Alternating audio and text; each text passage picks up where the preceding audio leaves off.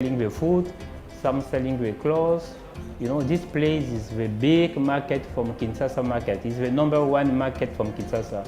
In Bizu Bizu Mall, it's the place, many people know the place, so more people can come to buy the clothes and give to the tailor to make. So I have more machine, any tailor can come to take it. Before, no have e-banking.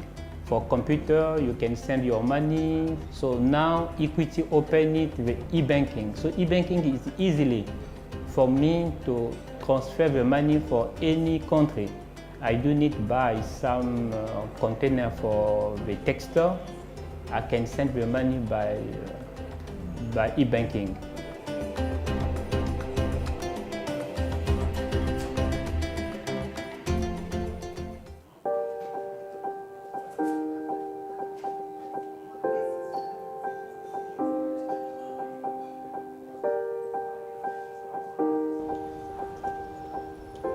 Moi, c'est Marie-Ange Mouyumba, responsable front office, agence Memling, Equity Bank PCDC. Mon agence se situe non loin à l'hôtel Memling, au sein de l'hôtel Memling, non loin du parking. En tant qu'agent, notre mission est de satisfaire aux besoins de clients, aux attentes de clients avec un niveau de professionnalisme assez élevé, permettant à ce que nos clients d'aujourd'hui nous ramènent d'autres clients demain et nous restent fidèles. Nous sommes dans l'innovation, nous sommes dans le digital, nous sommes assez avancés et du point de vue personnel, vous allez vous-même le remarquer, ce sont des jeunes qui ont commencé leur carrière. Du point de vue professionnel, nous engageons des jeunes dynamiques, des jeunes intellectuels qui sortent fraîchement de l'université, capables. C'est que nous souhaitons, c'est que moi je souhaite par rapport à notre banque, que dans chaque ménage, que dans chaque famille, que nous puissions consommer Equity Bank PCDC. Du point de vue de la population, nul ne peut ignorer qu'avec Equity Bank PCDC, la grande partie de la population a pu être bancarisée. Même ceux-là qui étaient autrefois rejetés, actuellement avec Equity Bank PCDC, tout le monde est apte et habilité et capable d'ouvrir un compte dans notre entité.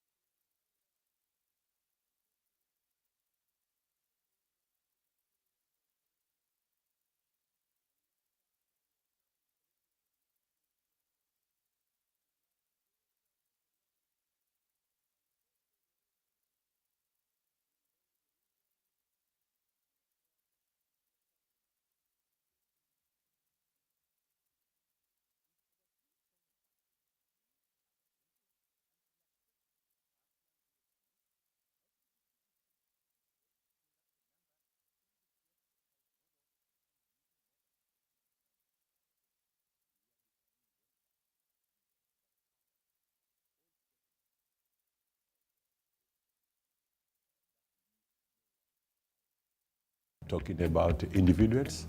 We talk about those micro, small, medium enterprise, which are generally underserved. Our objective is to maintain that segment above 60% of our lending business. Equity BCDC is poised to embrace the vibrant micro, small and medium enterprises, the hospitality industry, mining and farming in many parts of the country. Operating in the DRC as Equity BCDC, it gives us opportunity for cross-border trade to facilitate, for linking the Indian Ocean with the Atlantic Oceans. So we are in a very good position to support that. Having our site and the operations of the group, which has its operation in other countries. In Kinshasa, a leading entrepreneur, Gervais Milondo, has ventured into the hospitality industry through investment in Lyon Hotel at the heart of the city. C'est une joie d'avoir une banque comme Equity. Lyon a commencé avec 6 chambres et actuellement Lyon est arrivé à 108 chambres. C'est l'accompagnement d'Equity en permanence. Chaque fois que je suis dans le besoin, je peux appeler le manager directement et ils sont là pour accompagner. With a bigger bank at his disposal, Gervais is looking to take a facility to establish a bigger hotel to meet the insatiable demand for accommodation in the city. Equity a accompagné le business de Lyon jusqu'à faire un mall actuellement qu'on appelle Bisou Bisou Mall, un mall exotique où nous avons actuellement 200 locataires. DRC is known for extraction industry, that is mining. It has many mineral deposits, one of which is copper. We work quite a bit with the Equity Group in DRC and outside. We have had 3 years ago a project called Kisanfu Mining, where we wanted to build a cobalt and a copper plant refinery, and we were quite tight on timeline as we needed to complete within 12 months and get the fundraising within 4 weeks in order to fetch the good price of the market. They offered us funding. Within 4 weeks the funding was disbursed and we were able to complete the project on time. I would say that without Equity Bank, the project would have not seen the light at the right time. Extraction of copper involves an elaborate mix of dilute sulfuric acid to a sludge that is filtered to release the green liquid. It is from this liquid that copper is deposited on plates through electrolysis. The finished copper product is an unmistakable cargo seen on long-haul lorries to the Zambian border crossing port town of Kasumbalesa. Equity BCDC has had a very powerful beginning because it's coming together of a heritage of 113 years that has been resilient, that has stood the test of time, and that has seen the development of this country for over 100 years. Passenger vehicles packed to similar-sized carriers reveal the quantity and variety of traded goods for the MSMEs. The opportunity for transport prompted a Congolese entrepreneur, Patrick Moland, to invest in import and distribution of petroleum products sourced from Johannesburg, South Africa, more than 2,000 kilometers away. Dans le secteur des produits pétroliers, à partir d'ici, de la ville où nous sommes de Lubumbashi, qui est la capitale du Grand Katanga, dans sa forme antérieure, nous avons 3 points d'approvisionnement des produits pétroliers. L'interaction que nous avons avec la BCDC, c'est une longue relation. Elle remonte de près de 18 ans aujourd'hui. Quand on a commencé, je pense que notre société avait 2 employés, 2, dont moi-même, plus un collaborateur. Aujourd'hui, nous sommes au-delà de 500 employés dans la société et nous avons grandi avec la BCDC. DRC is endowed with fertile lands and sufficient rain for farming, especially to the east of the country. These eastern districts of DRC are the breadbasket of the country. Outward of Goma, situated near the border with Rwanda, are sources of bananas, and we recognize and an assortment of indigenous crops and coffee is mainly grown for export. In Chea, a coffee cooperative is thriving. the Chief Administrative Secretary, Minister of Industrialization, Trade and Enterprise Development, Honorable Lawrence Karanja, the PS, State Department of Trade, Ambassador Johnson Wero, DRC Embassy in Kenya representative, Mr. Boturi Joyfrey, Kenya's ambassador to DRC, Ambassador George Masafu, Kenyan CCI representative, CEO Mr. Samuel Matonda,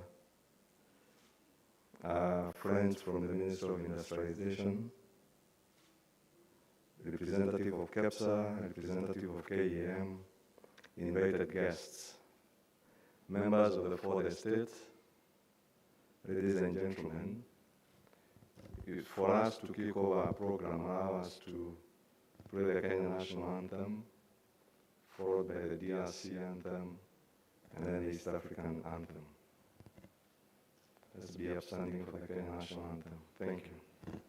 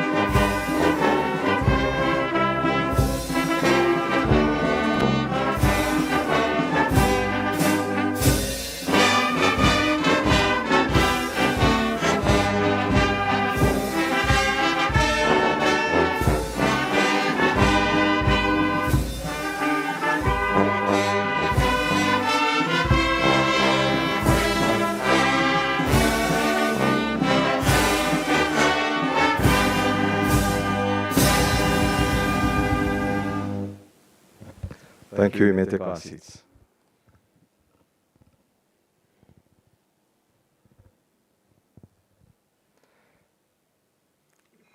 Cabinet Secretary, allow me to invite Bishop Charles Kariuki to open for us with a word of prayer as we launch the Kenya DRC Trade Mission. Bishop Kariuki.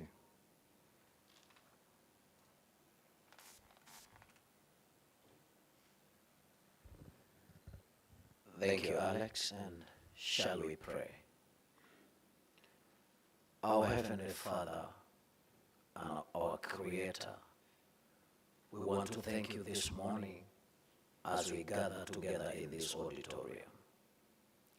We thank you, Lord, for the gift of life, and thank you for giving us another wonderful day this morning.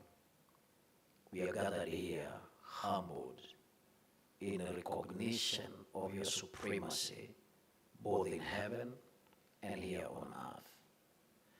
We thank you because you're the only creator, owner, and possessor of all resources. As you say in your word that heaven and earth and the fullness thereof belongs to you. The world and the inhabitants belong to you as the creator. How we thank you for giving us an opportunity to become stewards and managers of your resources here on earth. And as we are gathered here this morning, we bless you for the resources and what you've done by creating Kenya and DRC and sustaining this country for the glory of your name.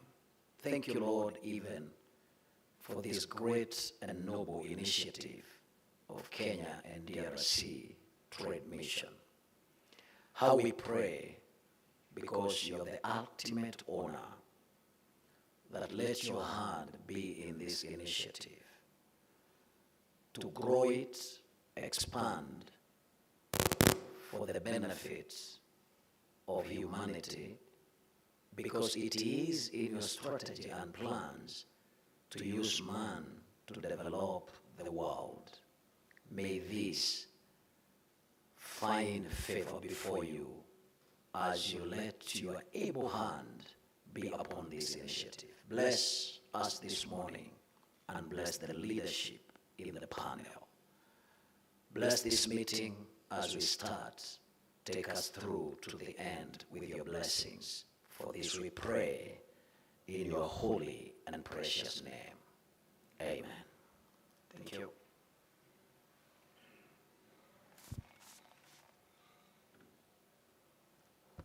Let's appreciate Bishop Kariuki. Thank you very much. And it's now my honor to invite the Group CEO and MD Equity Group, Dr. James Mwangi, to speak to us. Dr. Mwangi.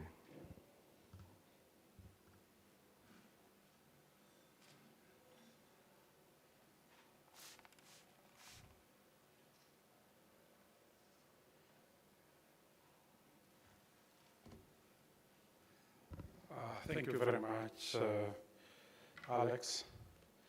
Honorable Cabinet Secretary, Ministry of Industrialization, Trade and Enterprise Development, Honorable Betty Maina, Principal, Chief Administrative Secretary, Ministry, Honorable Lawrence Karanja,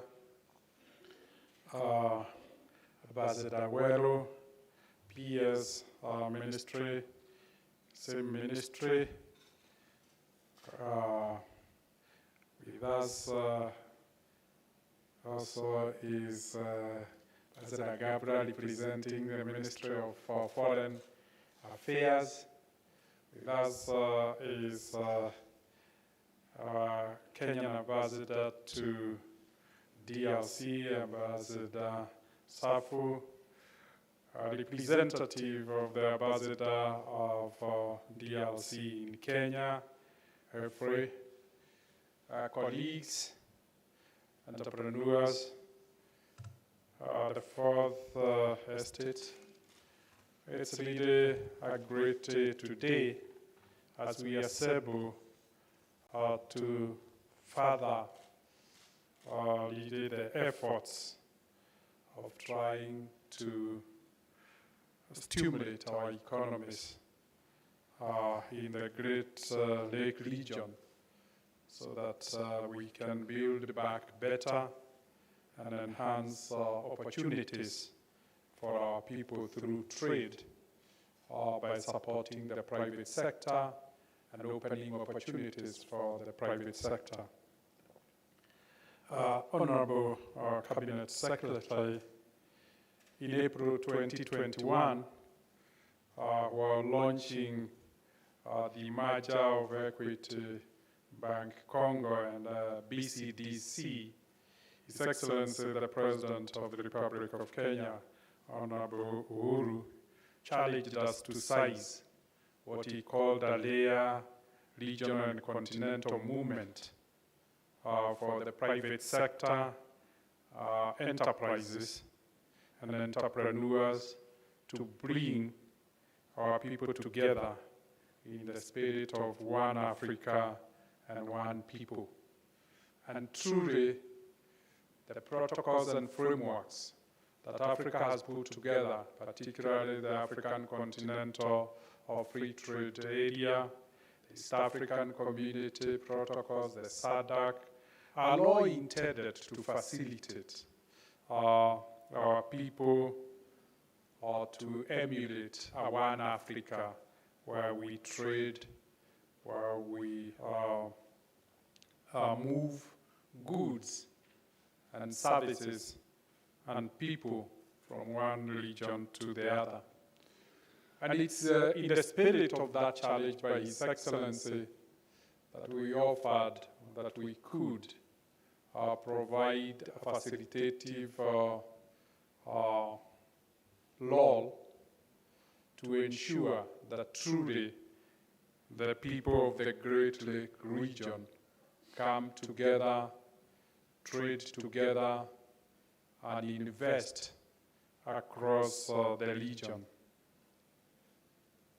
That aspiration could never have culminated to what we are talking about today if it was not for the two governments, the government of Kenya and the government of DRC, for the enormous support they have given our partnership to make this envisaged trade mission a reality. The presence today of the Cabinet Secretary, Ministry of Trade, Industrialization and Enterprise, together with the Chief Administrative Secretary, his Principal Secretary, his trade officers, really speaks to the commitment of the Kenyan government to make this happen. And that again, we see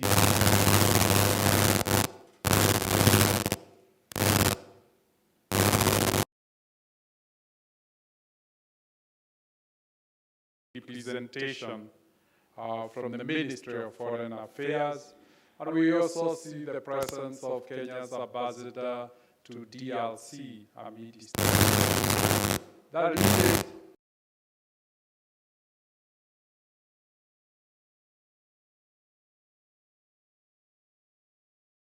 in this country, and as in the private sector, with this kind of support, with this kind of commitment by the government, we can only blame ourselves if we don't make progress. As a group, Equity Group Holdings have come to realize the power of a regional and continental market.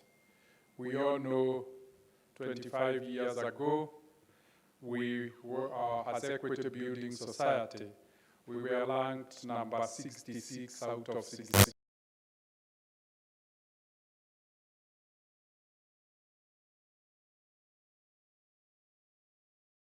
Countries. We have not only become the largest bank in Kenya, but we have become the largest bank in East and Central Africa.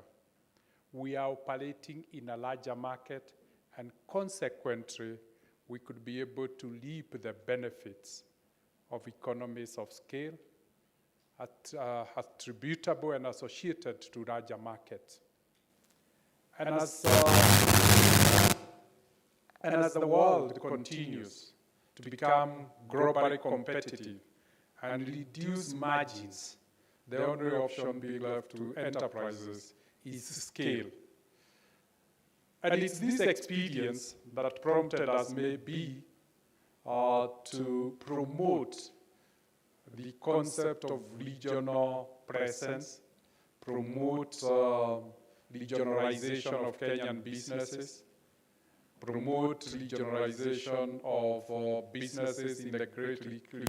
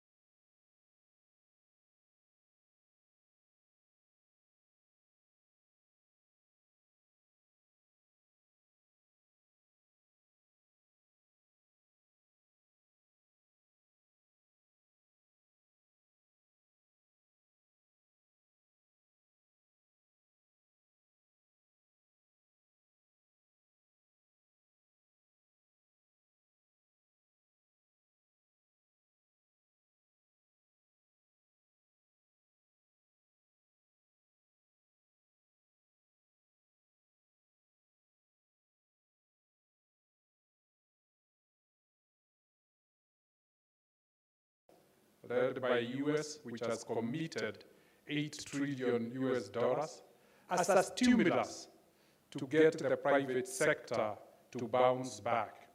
We deeply appreciate what our governments in the Great Lakes regions have done. We're celebrating the $25 billion that His Excellency the President only last week announced to support. But we felt a regional trade would require much more than what the government has been able to put on the table. And we felt in our humble way we could mobilize 16 development banks, the UN agencies, and the equity 6 subsidiaries to roll out this plan to provide credit to 5 million businesses in the region, to facilitate them to do cross-border trade, take advantage of the larger market, and hopefully within 5 years, create 25 million jobs directly and another 25 million jobs indirectly. And hopefully that will ensure nobody is being left behind, because you have added as an entrepreneur 5 million businesses, and the 5 million businesses employing 50 million people to really facilitate.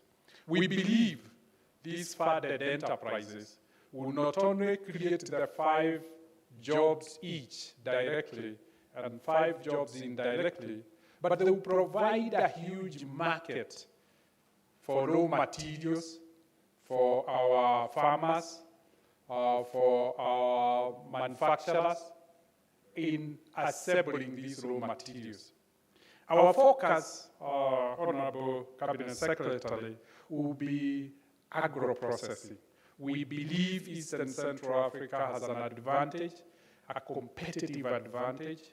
It produces the raw materials, it exports agricultural raw materials, but we feel with 500 billion Kenya shillings, we can incentivize entrepreneurs to start processing, packaging, and exporting processed agro products.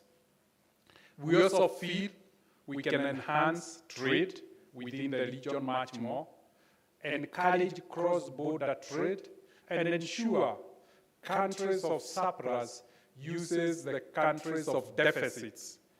And hopefully, within 5 years, we could be celebrating of a 40% regional trade within the Great Lakes region.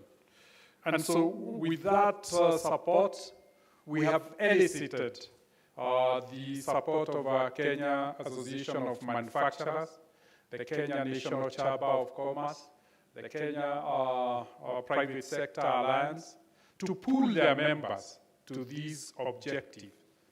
Down here in Kenya, we have done sensitizations in what we have been calling market storms. We've gone to visit the manufacturers, the entrepreneurs, and to invite them to this exciting ambition of transforming this region. We've done that in the coastal strip. We've done that in Nyanza and Western. We've done that in Rift Valley, in the Central and Eastern region, and we have culminated with Nairobi, and we have been able to mobilize 500 entrepreneurs to demonstrate interest, and we hope out of that we'll be able to get 200 committed to this trade mission to go to DRC and explore the larger market, and hopefully use Kisumu, Mombasa, and Nairobi as logistic hubs and manufacturing hubs for these goods. At the same time, as our entrepreneurs go to DRC, we hope they will see what we saw. Massive urbanization, where the major cities that we'll be visiting, that's the city of Kinshasa with about 17 million people, the city of Lubumbashi, 47 million people, 5 million people in the city of Bujimai, and the city of Goma, about 3 to 4 million people.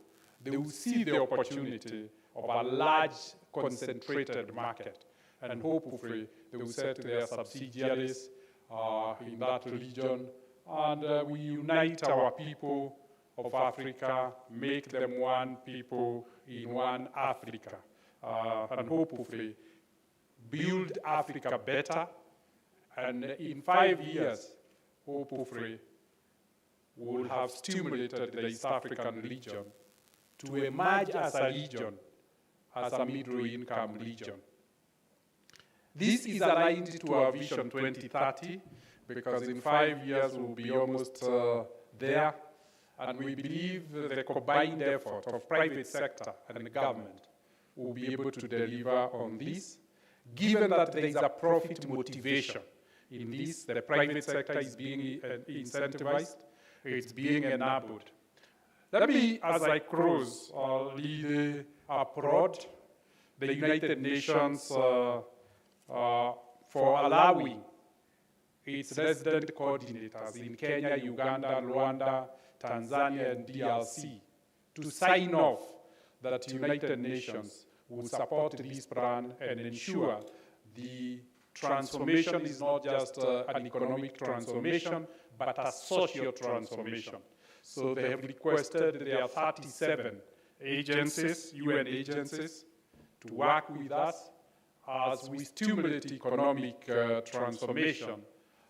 They re-stimulate social transformation using the Sustainable Development Goals. And hopefully we achieve both economic and social transformation at the same time. Let me also applaud the support we have got from development banks.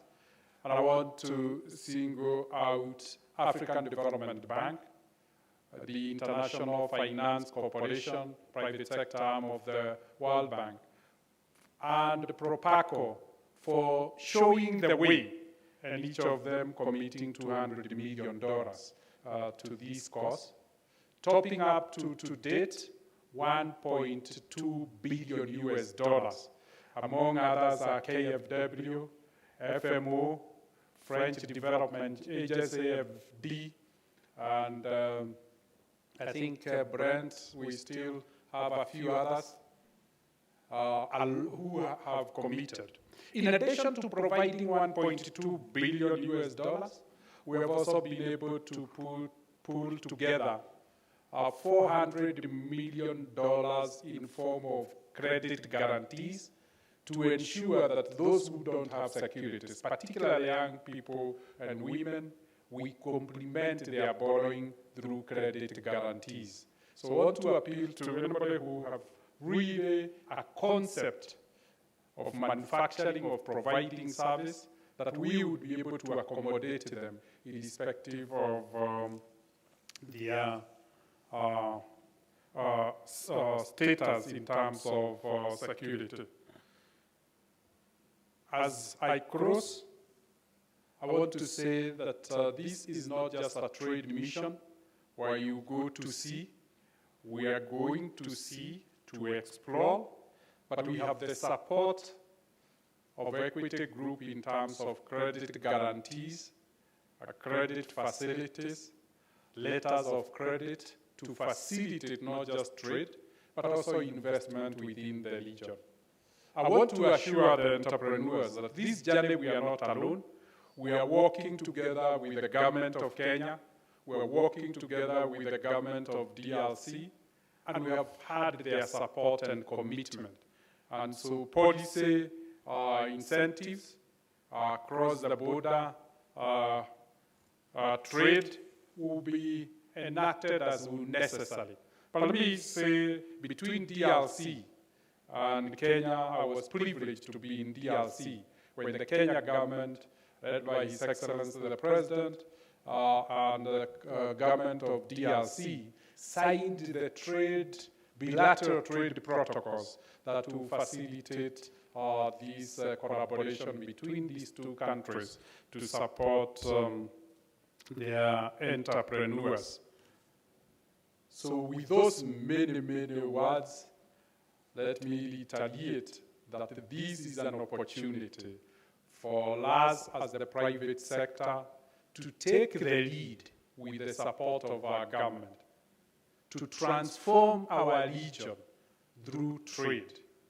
The private sector has been stimulated, has been supported with 500 billion shillings to transform itself, to enhance trade, to enhance tourism, and to enhance investment with a view of building East African and Central African region better post-COVID in a sustainable, resilient manner with growth and recovery, helping our people to get opportunities for livelihood, opportunities for employment, opportunities for markets, as will be provided by the private sector. Thank you very much for the opportunity to articulate the role that as an equity group will be playing in partnership with the government. Thank you very much.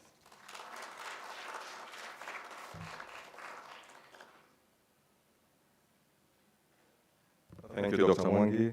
Allow me now to invite Mr. Geoffrey Boturi, the DRC Embassy Kenya representative, to speak to us.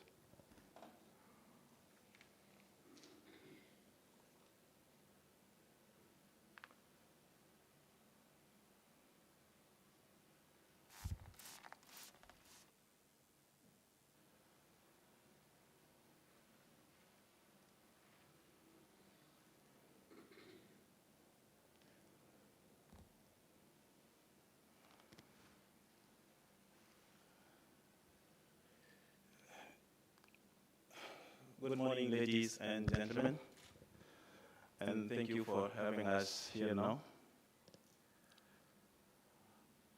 Honorable Cabinet Secretary, Ministry of Industrialization, Trade and Enterprise Development, Honorable Chief Administrative Secretary, Ministry of Industrialization, Trade and Enterprise Development, Honorable Principal Secretary,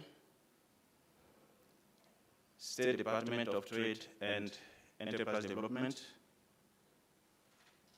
Ambassador representing Her Excellency, the Cabinet Secretary of Foreign Affairs,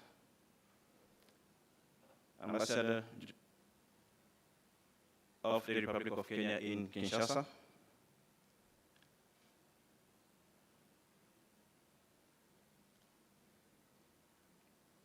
Managing Director and Chief Executive Officer of Equity Holding Group, distinguished assistants, ladies and gentlemen, all protocols observed. Ours are few comments on this auspicious occasion of the launch of the Kenyan Trade Mission to the Democratic Republic of the Congo, our country. The first one is to convey apologies from our head of mission, Mr. Michel Bizimungu Mubare, who is well abreast of the happenings with regard to this event, but cannot attend due to reason beyond his control and goodwill.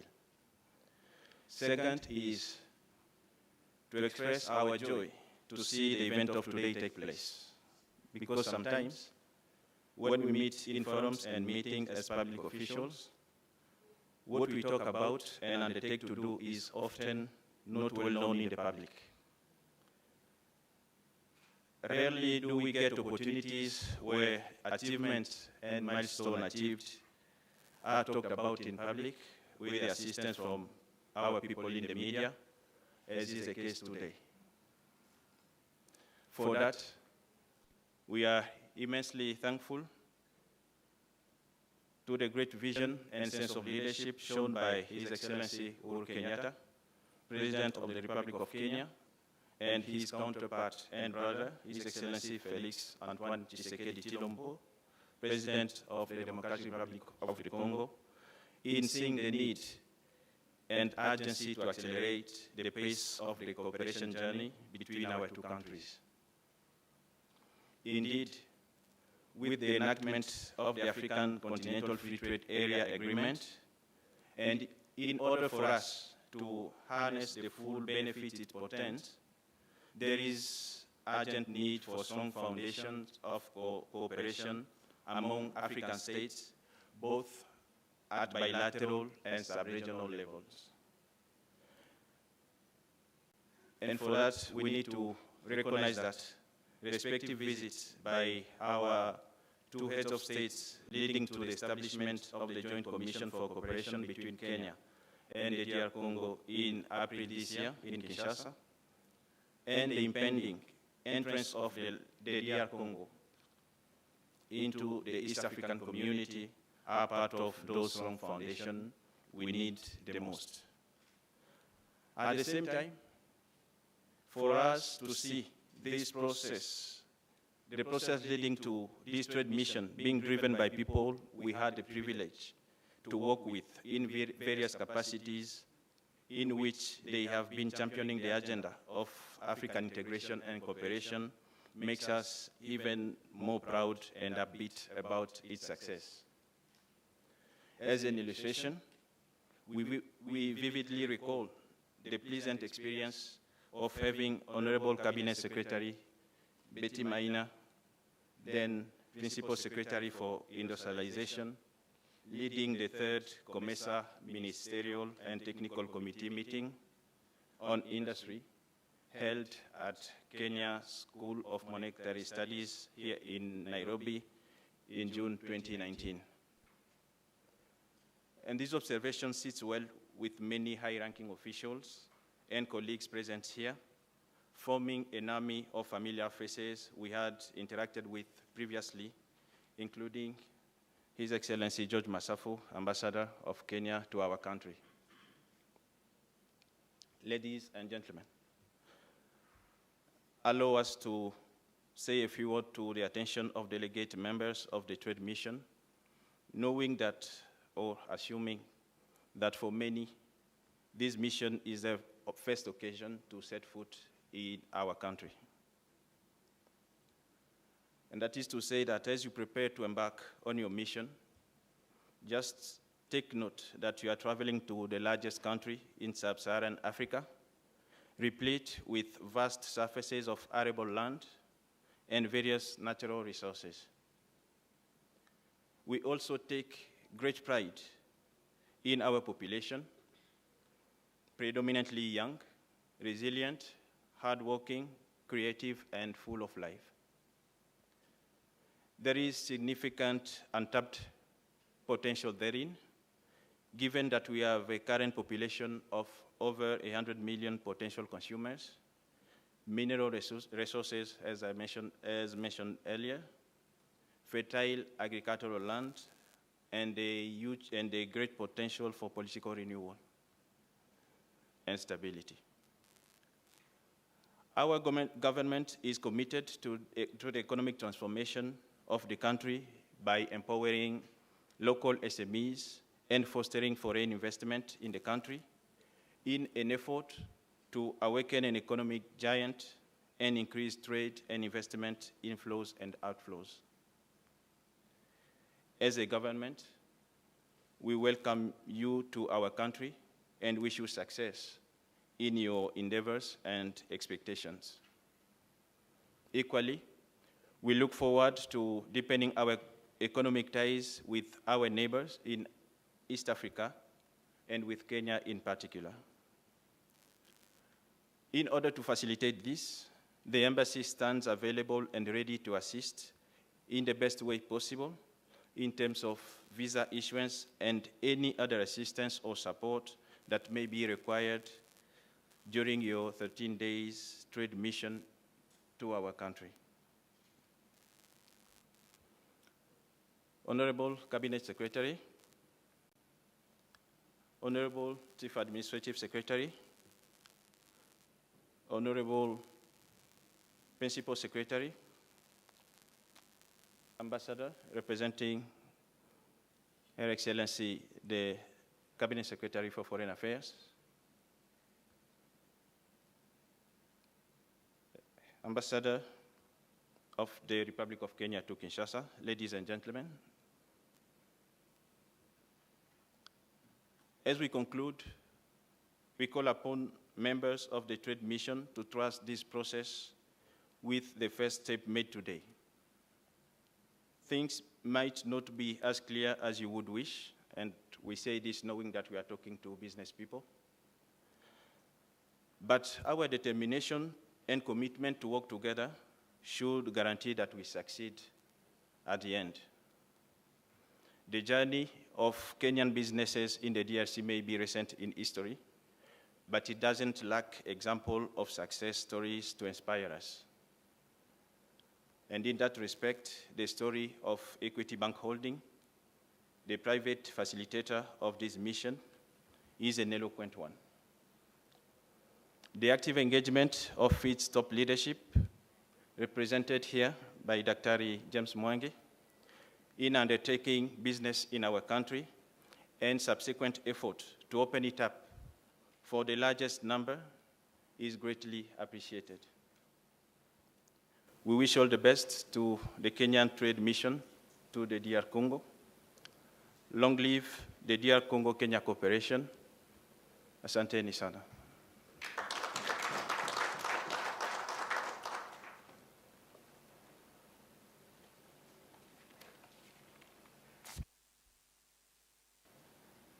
Thank you, Mr. Geoffrey Boturi. It's now my honor to invite Ambassador Masafu, the ambassador to DRC from Kenya. Ambassador Masafu.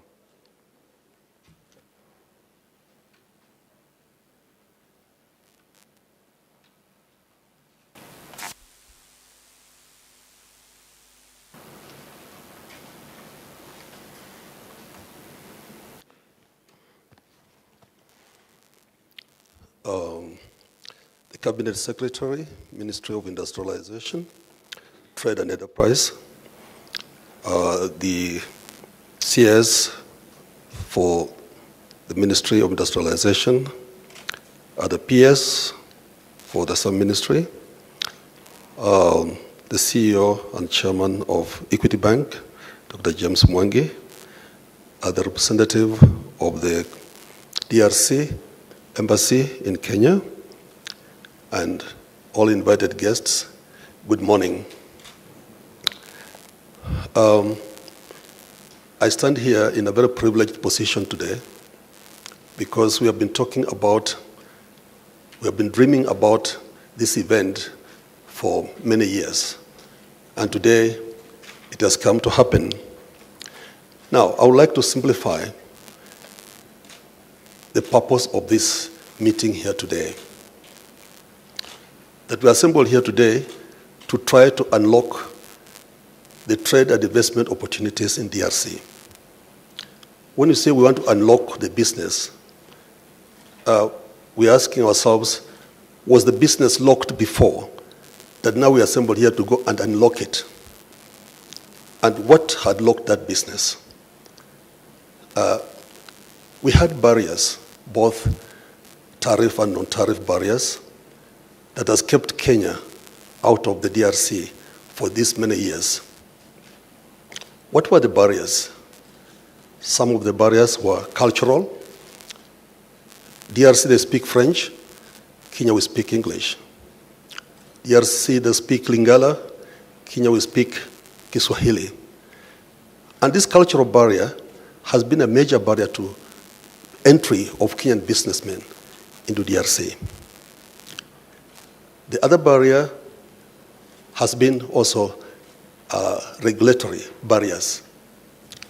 These barriers arose because the paradigm has always been that private sector is the engine of development, and governments must be kept out of business.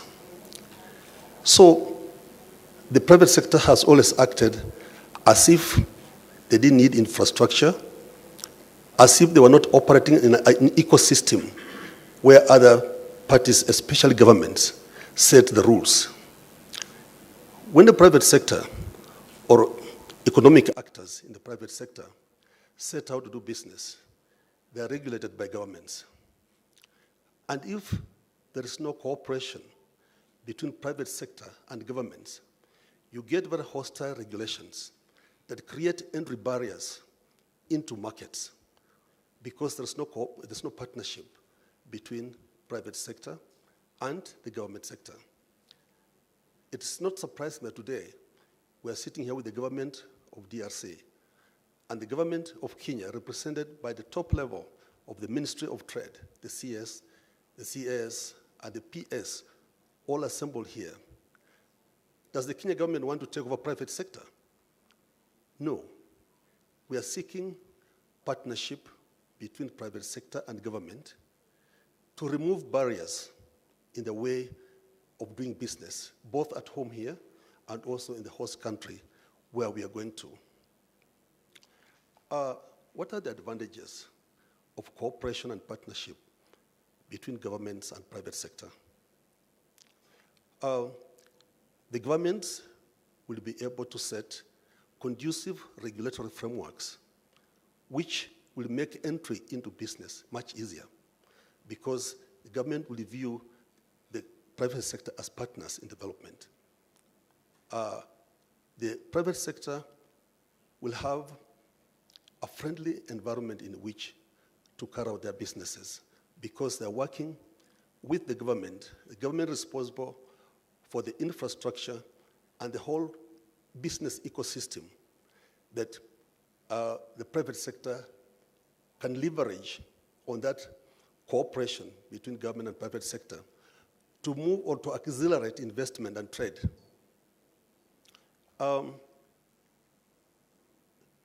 Regulatory frameworks that are friendly to the private sector makes investment and trade very resilient. But now we want to move also beyond resilience.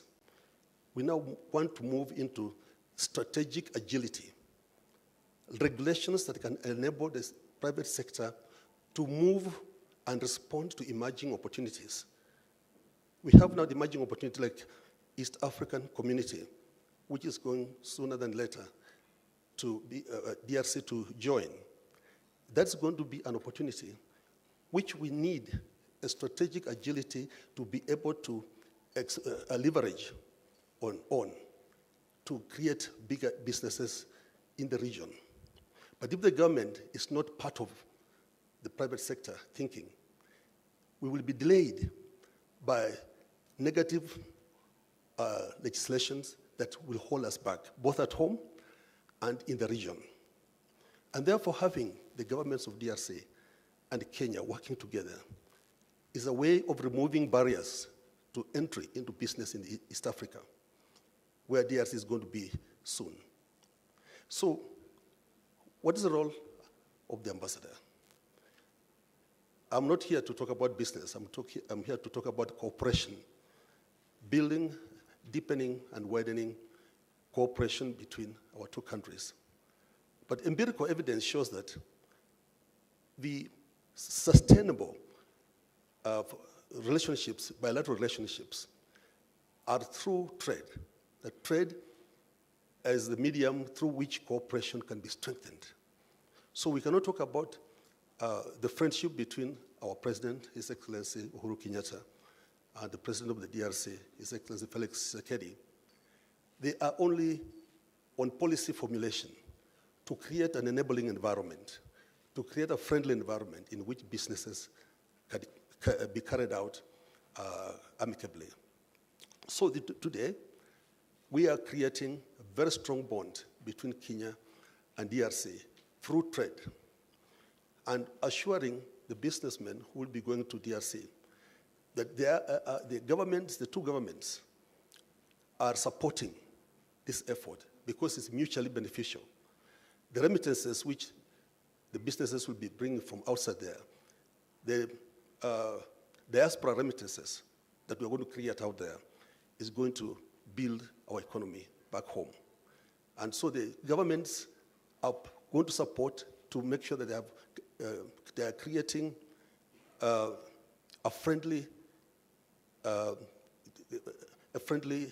environment so that we can succeed and that we are able to respond to opportunities when they occur without too much delay. And that's the whole basis of business and diplomacy. We call it economic diplomacy. And that's what we are playing on.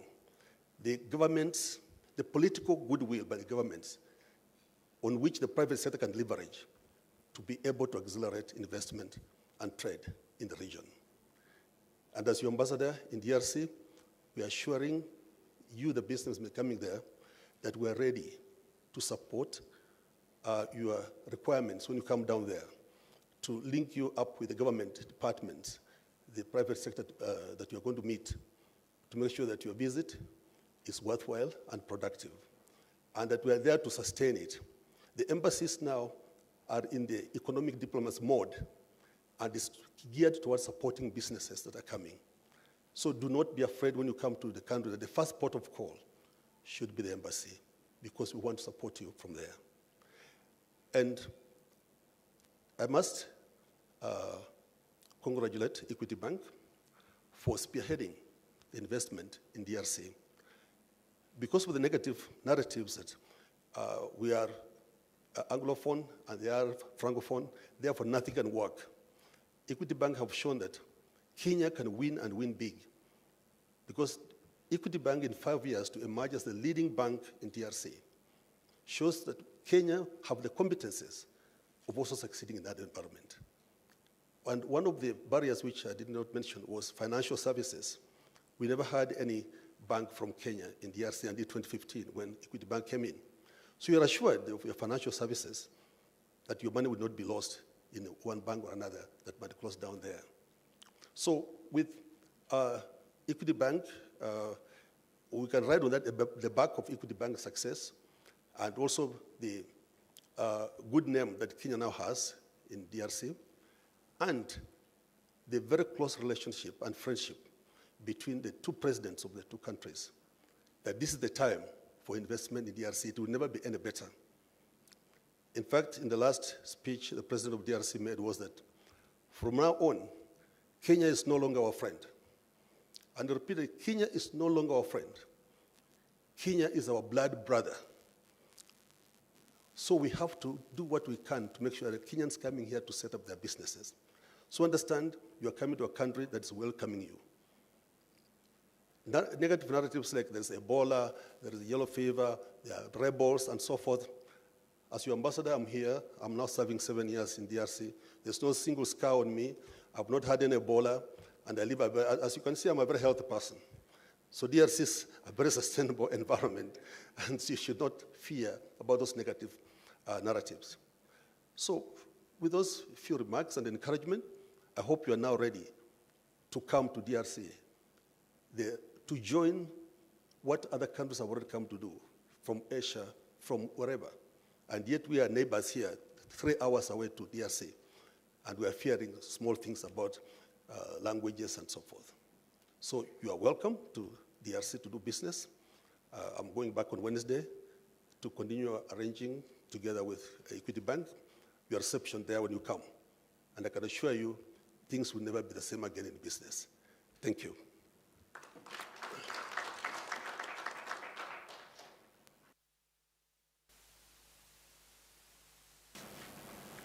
Thank you, Ambassador Masafu. Allow me now to invite Ambassador Galma to speak to us, and also kindly, sir, invite CS Honorable Karanja to invite the Cabinet Secretary. Thank you. Ambassador Galma.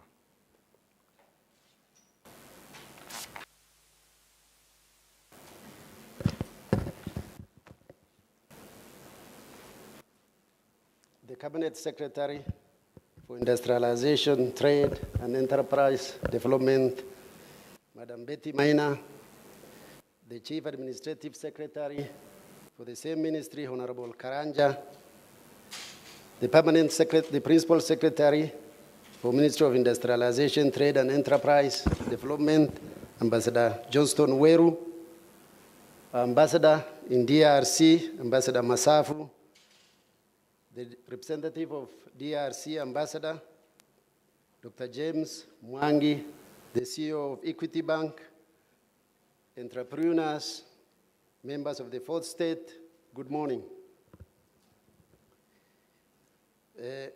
Colleagues, I wish to convey the apologies of my Cabinet Secretary, Ambassador Rachel Omamo, and the Principal Secretary, Ambassador Macharia Kamau, who would have wished to be with you this morning, but due to unavoidable circumstances, they are not able to be with you this morning.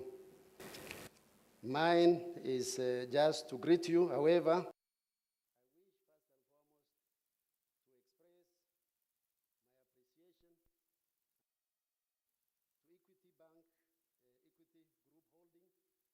foresight they had shown and to have moved into the DRC as the pioneers of the Kenyan businesses. I think in my previous life, I was ambassador of Kenya to Qatar, and I remember in one of the functions when I brought the businessmen here, the representative from Qatar who came with me said, the Qatari businesses are like the cows when they are taken to a watering point. When the first cow moves to the watering point, the rest of the cows follow to drink the water. Equity Bank has shown the way. They have become pioneers in entering the DRC market.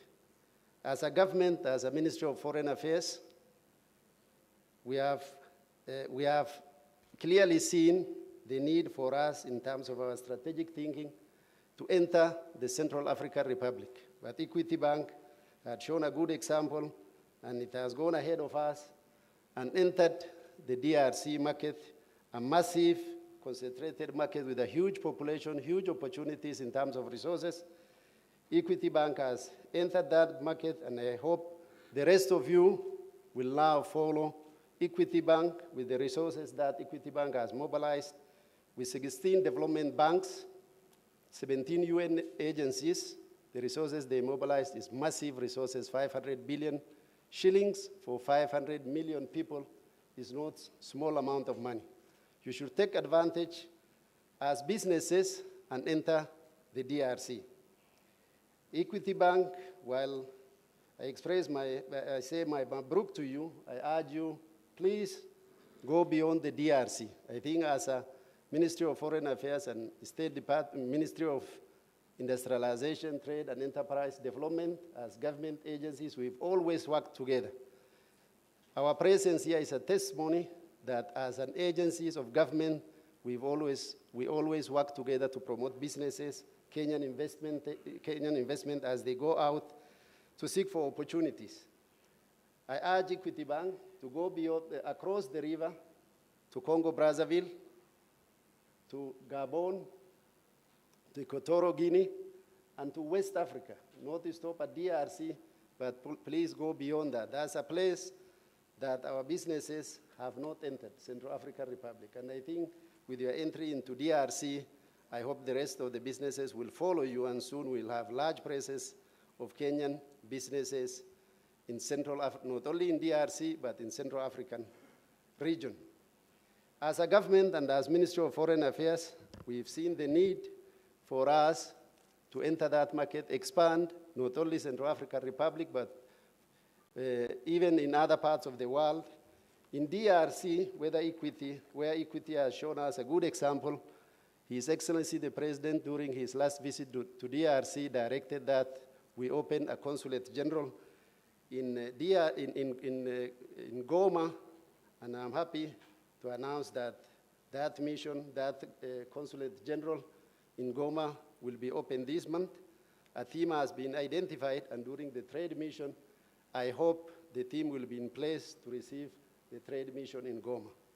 Not only are we expanding our footprint in DRC, but we are also opening our mission in Maputo, Mozambique, and I hope the businesses will be able to follow and also seek opportunities in Maputo. We have a mission in place. The team has already arrived in Maputo.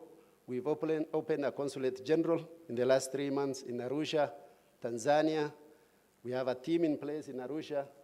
We have opened also a diplomatic mission in Jakarta, Indonesia. A team is already in Jakarta, Indonesia.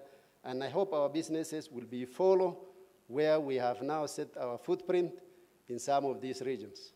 I think with those few remarks, I wish to end here and wish to thank you all and invite Honorable Karanja, the Chief Administrative Secretary, to please come forward and invite Honorable Betty Maina to speak to the businesses. Thank you.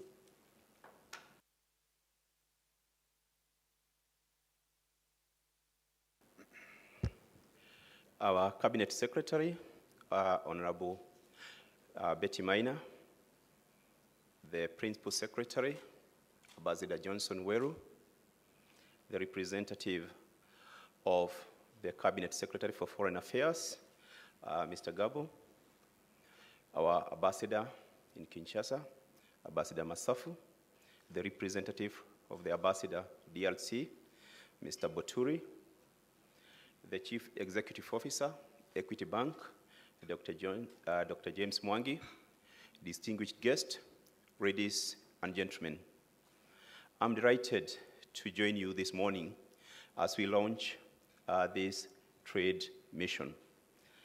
I recall sometimes in May this year, the Honorable Cabinet Secretary invoked a clause in my letter of appointment which says that my duties include any other duty that might be delegated to you by His Excellency the President or Cabinet Secretary. She invoked that clause and instructed me to represent her during the signing of an agreement between Equity Bank and European Investment Bank. She also gave me a statement to read to ensure that I don't go and say my own things. And I read that statement very fluently, but her instructions did not tell me what I will be told. Therefore, after delivering the speech, in course of our discussion with Dr. James Mwangi, he mentioned to me about an intended trade mission and a discussion they had with His Excellency the President in April. When I went back, I briefed the Cabinet Secretary, and immediately, again, she invoked the same clause, but now expanded the delegation, which included now Ambassador Weru, and we held a meeting with the Equity team, led by the chairman, Professor Macharia, and Dr. James Mwangi. And we started exploring how we could make it a reality. And the pace was quite fast because that was around June. In August, the Cabinet Secretary, again, instructed me to head or to lead a delegation or an advance team to go and find out what opportunities, what challenges, and how we could carry out this trade mission. We came back, reported, and the work has been going on. And that is why I'm saying today, I'm delighted to be here to witness the launch of this mission. I know this is a confirmation of the commitment of the government of the Republic of Kenya, the Ministry of Industrialization, Trade and Enterprise Development, and our partners, Equity Bank. I know the Kenyan investors, once they get there, they will be able to identify opportunities and they will be able to invest, and this will contribute to our Big Four agenda, especially the fourth pillar, which is the manufacturing agenda. With those very few remarks, as you heard, my instructions were very brief. It's now my humble duty to invite the Cabinet Secretary, Honorable Betty Maina, to come and give the official speech on behalf of the government of Kenya. Karibu Waziri.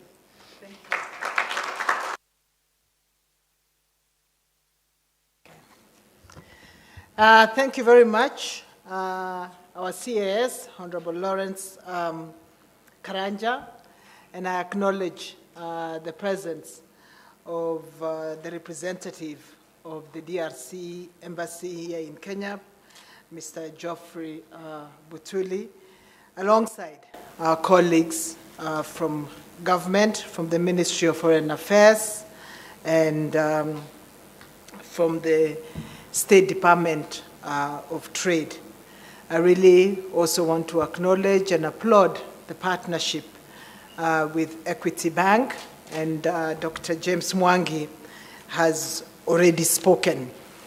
Now, since you've been here for a long time and the clips were playing before and everybody has spoken, you pretty much know why we are here. But since I have been asked to speak, it probably gets to the place where you say everything has been said, but not everybody has said it, so let me say it again. We're really gathered here to address you as members of the media and to announce that Kenya is planning to hold a trade mission to the Democratic Republic of Congo between the 29th of November and 13th, 14th of December. That mission should gather at least 200 Kenyan business people who are keen on expanding their businesses in the region, and that this mission is being conducted pursuant to a directive that was given by the President during in April when he was opening the Equity Bank headquarters in Kinshasa. But this is also done pursuant to our own objective as a country to expand our trade ties in the region, as we have negotiated various different trade agreements within the region, whether it's COMESA or the East African Community. It is now the duty of Kenyan business people to take advantage of these market openings. Now, the DRC, as has been mentioned, is the largest country in sub-Saharan Africa. It's a wealthy country, it's a high population, and therefore it provides promise to business people because of the size of its market and its breadth. So really, through you, colleagues from the press, we would appreciate strong support in publicizing this mission. We expect that the Kenyan business people will be drawn from all our major associations, the Private Sector Alliance, the Association of Manufacturers, the Chamber of Commerce, to name but a few. But we don't always reach everybody just because we've reached the Chamber, CAM, and KEPSA. So it's helpful when they pick up from your own announcements that there is such a mission and there is a lot of space for the expansion of business. Now, in terms of numbers, those have been mentioned. The DRC is the 6th leading export destination for Kenyan products, actually in the entire world. A lot of what we send is agricultural and manufactured goods, fuels, oils, and others. We also import quite a bit from the Congo. And with the expansion of our businesses like Equity Bank, there is great possibilities of even enhancing that trade, because it is possible. One of the things that we have suffered from in Africa is actually just the inability to process payments.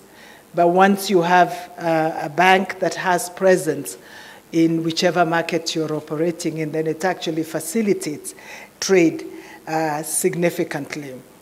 There's also expansion of travel between Congo, the DRC, and Kenya.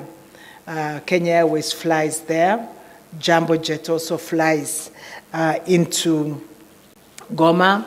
Kenya Airways has leased some craft to Congo Airlines or Congo Airways, which facilitates internal travel. So there is greater possibilities of organizing commercial relationships. We have worked hard, as mentioned, since the instruction from the President, working with our mission in Kinshasa, working with the government of the DR Congo in Kinshasa, working with the embassy here, as well as working, and all of us working with Equity to ensure that we can prepare the ground. But it is not a mission to be peopled by government officials. We really would like Kenyan businesses who are keen and ready for regional expansion to actively consider this market. There'll be various opportunities, a lot of stuff in the DR, and we have seen that in the mission that our CAS led in August. And we find that there's lots of opportunities to supply products from Kenya into that market. Even if it is things like chicken. I know we are concerned a lot of times about invasion, or rather the competition from exports into this market for even things like poultry products. But once Ambassador tells you and Mr. Butuli tells you he eats chicken imported from Europe in this country, and here you are as a business person from Kenya and you don't have a market, and we want to say there's actually possibilities of a market for various products that Kenyan farmers produce, Kenyan manufacturers produce, agro-processed goods, and other typical manufacturers. So those are the people that we really want to encourage to take advantage and to join us for this mission that will last 2 weeks. So with that, the Kenya government and the DRC government have, through their diplomatic relations and economic and other commercial ties, created instruments for further cooperation, whether it's MOUs, MOUs and as well as our membership of organizations such as COMESA together. But this has been done, and the president undertakes these missions and facilitates the conclusion of these agreements for the benefit of Kenyan commercial interests and the furtherance of economic ties between the countries that participate in this. And therefore, a mission such as this is really done to support that objective and to just demonstrate that these are opportunities for Kenyan and businesses to partner with businesses in the Congo. It must be two-way trade for it to be beneficial for all of us. So we are really encouraging Kenyan businesses to even start to scout for partners within the Congo so that these relationships can be consummated during the period. We shall visit the major cities of the DR, Kinshasa, Lubumbashi, Goma, and Mbuji-Mayi. And there will be some additional work done to publicize this. We will want to make sure and we will want to encourage the Kenyan businesses to identify the best location for the interest of their business. And working with our colleagues in Equity Bank, we actually hope we can identify potential partners and have conversations and ensure that there is sufficient matchmaking that would help us to lead to conclusion of deals at the end of the visit. So it's not a tour to just see what the Congo looks like. It's an intentional visit. So for the Kenyan businesses that will join us, we hope 200 of them can join. And by the way, each person, now that we are speaking to yourself, most of our, when we say 200, somebody expects that we are paying for 200. No, you're paying for you're paying your way, because it is for your business. So really we expect that this will be funded by the companies themselves. All we are offering is the facilitation of government in transporting us together, in organizing meetings, in organizing sessions with the regulators on the other side to facilitate a smooth entry into that market. So once again, the purpose of calling you here was to ask you to please support us in announcing to the country that we are wanting to mobilize at least 200 companies from Kenya to go to the DRC between the 28th of November and 14th of December 2021. Announcements have started to go out, but you can add your voice and take to ensure that we reach as many Kenyan businesses that are capable of undertaking regional expansion. And we want to appreciate and thank Equity Bank for agreeing to support in government in coordinating this, because it is already a regional bank. It has presence in both Kenya and in the DRC, and we can use those networks it has established to be able to introduce other Kenyan businesses into that market. I thank you very much.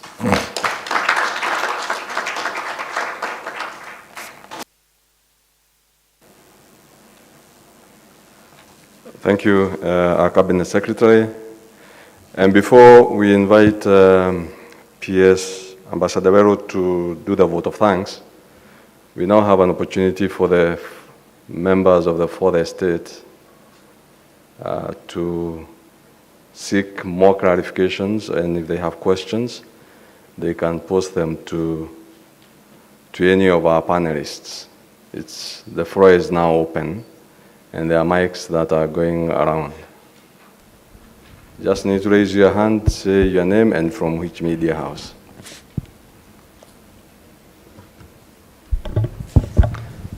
The far corner.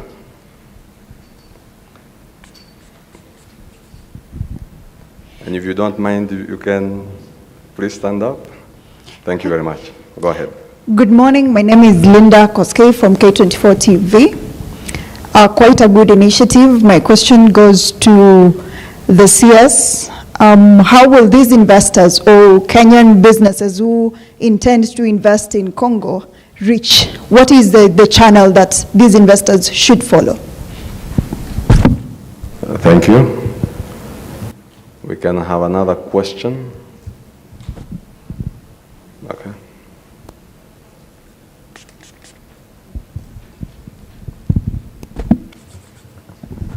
Hello, my name's Dennis Juma, famous known as Kaka Juma. My question, I'm from Equatorial TV, International TV.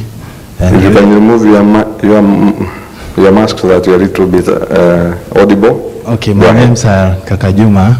I'm working with Equatorial TV and Luya TV. My question is to CS Betty Maina. We have some or companies that fail to invest in different countries, but we have what we call insecurities from different countries. What are some of the mechanisms that you have put across to ensure that when somebody invests in Congo or in any country, you ensure that there is a caution in case of any what we call political differences or insecurity in that country? For instance, if you look on what happened in South Sudan, there are some of the Kenyans who had been invested there, then they lost. What are some of the mechanisms you put across? Thank you. Thank you, Kaka Juma. Maybe you can be responding to those, and you can go ahead, Cabinet Secretary. Okay, thank you very much. I think this mic is okay.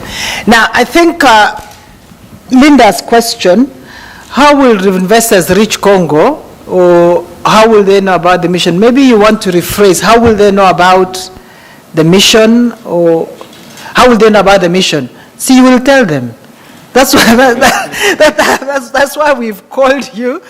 But then there'll be information on the contact at the ministry.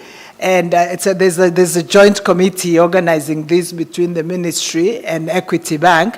And the announcement that actually in the poster indicates the contact details. But P.S., I think the invitation is to ensure that this flyer has these details, including what is being tweeted today. So please share that contact information.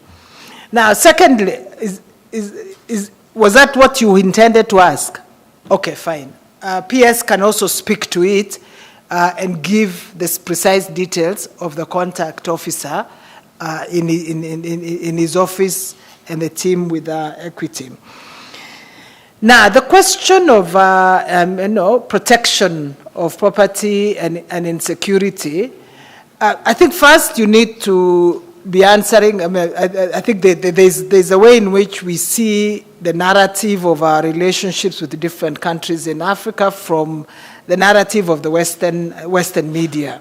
I think the ambassador himself has spoken to you around all those myths that you associate with these countries and that they are not true. There are risks in doing business everywhere. That's not to say there aren't, but I don't think you want to single down a specific country just out of what you have read in the medium.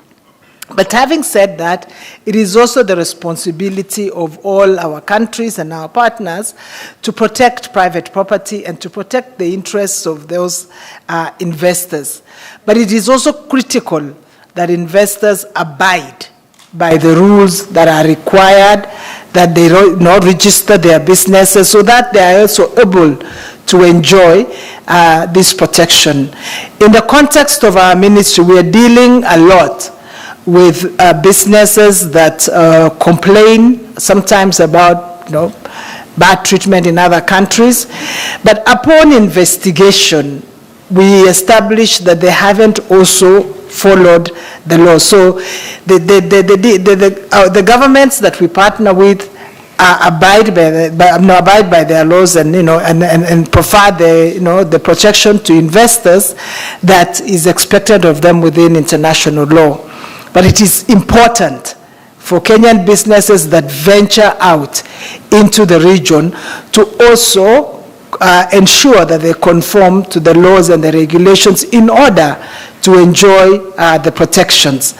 But the third point is, once we are notified of any incidents and government, our embassies are notified, then the government of Kenya also intervenes on behalf of businesses based on, upon establishing the facts around their treatment. Thank you very much.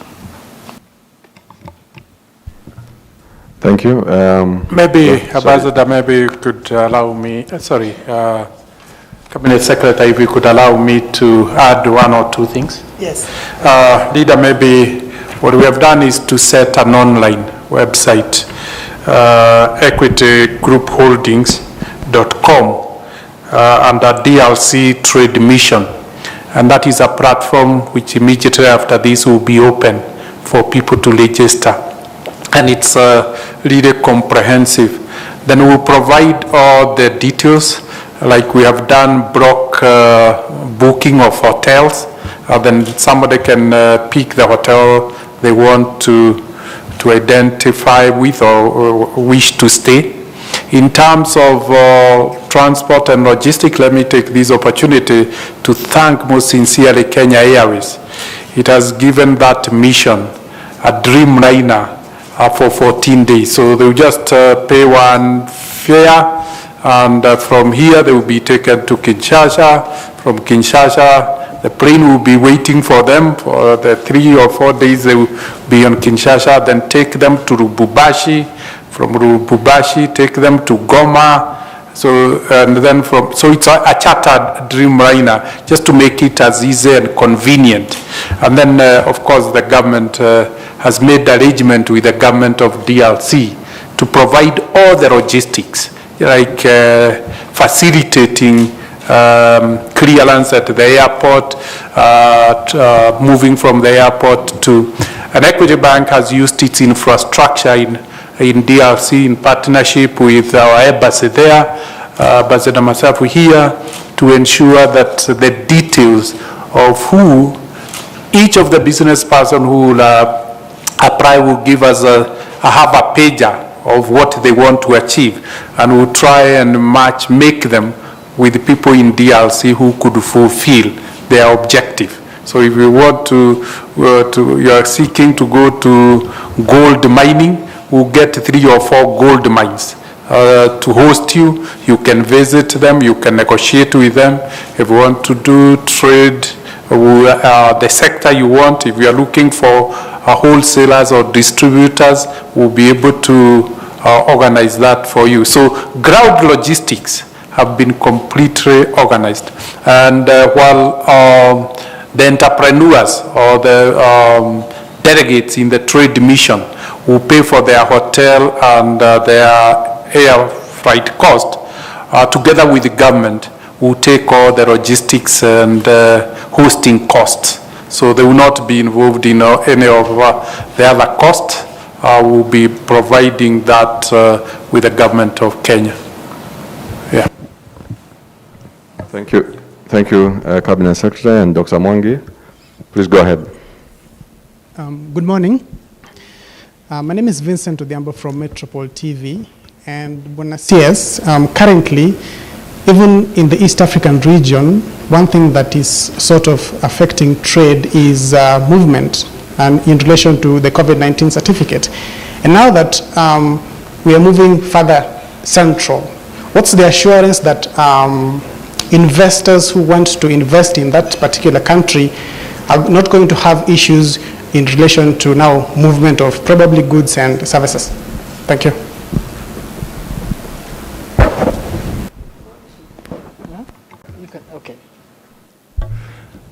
Thank you for that question. Before equity came into DRC, movement into DRC was very difficult. That was one of the obstacles to entry into business in DRC. But since 2015, we negotiated with the government of DRC to liberalize the visa regime. We now allowed the Congolese to come to Kenya and get their visas at the port of arrival, whether it's on the border or at the airport. And DRC also reciprocated by allowing Kenyans to get their visas at the point of entry. So that made entry into DRC very easy. For $50, you get a 90 days visa. But again, that was on single entry. So if you get out and come back again, you have to pay it. So just recently, we had the Minister for Interior visiting Kenya, and he met his counterpart here, and they have negotiated on, in the near future, to have a visa-free regime between Kenya and DRC. So the governments, these are some of the facilitative regulatory frameworks that the two governments are working on to make movement between Kenya and DRC very easy. Thank you. Yes, but for the trade mission, would seek to get a DRC embassy here to facilitate the visas before we go, so that it is as seamless as it could be. We have the commitment there. We are seeking that most of the business people most likely will have been double vaccinated.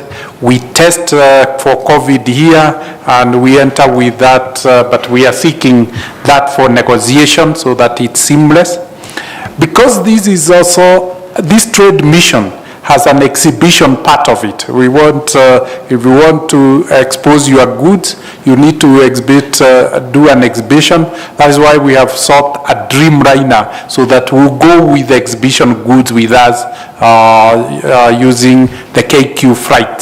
So they will be able to move the exhibition goods from one city to the other. So quite a lot of logistics work, particularly for this specific mission, has been done, and we are seeking a lot of facilitation from the government, because as was earlier said, this is hosted by two governments. So it's more of a bilateral trade mission. And as Equity, we are just facilitating because we have the infrastructure. We have 86 branches that can do facilitation in all the cities that we are visiting. But I think the answer as well that he raised with regard to manage issues of COVID is we have to deal, we have to organize life around COVID. You can't wish it away or seek immunity, from the requirement. So if the requirement is that you have a negative PCR certificate issued 96 hours before, then people must comply. So that's what's happening right now with regard to a lot of international travel, and it's really, and we will make sure that the business people who choose to come on this mission are aware of these requirements and are willing to comply with them. Thank you. Thank you, Madam CS. Please go ahead. We have 2 more questions. Go ahead. Good morning. My name is Dominic Omondi from The Standard. I have 3 questions. The first question perhaps is to the CS. The ambassador to, Kenya's ambassador to DRC talked of there being some tariff and non-tariff barriers that existed and that hampered trade between DRC and Kenya. But he didn't tell us which are some of these NTBs or even tariff barriers, and have they been sorted out? Secondly, one of the ways in which probably it can be very easy for Kenyan traders to get into DRC is when DRC gets into EAC, but we don't know where they are in terms of DRC getting into EAC. Can you update us on where we are in terms of the stage? And third, we are talking about agro-processing as the low-hanging fruit, and you talked of poultry products as some of the areas that we are looking at. But what other areas are we looking at in agro-processing? Thank you. Thank you, Dominic. Then we can also have the second one. Yeah, thank you. My name is Leonard Omolo from West TV. My question is to the CS and the ambassador, Dr. Masafu.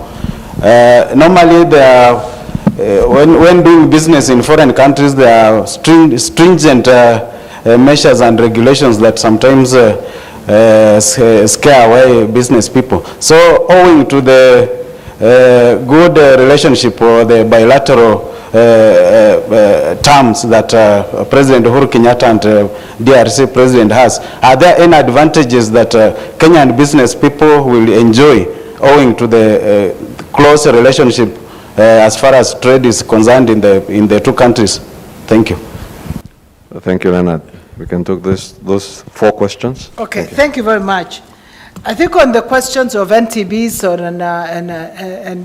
which was they might be, I'll ask Ambassador to also respond on 1 or 2 that he recalls for me 7 years, because as you know, NTBs and yeah, especially NTBs are constantly evolving all the time. So you resolve one, sometimes you find another one comes up, but that's why you pay our salaries sometimes, to just help you in dealing with this stuff.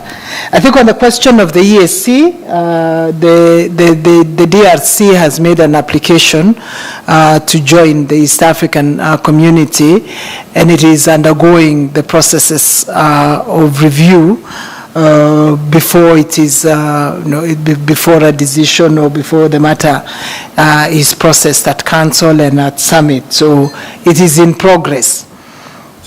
Varieties, maybe areas of products I'd like to tackle as the PS to tackle.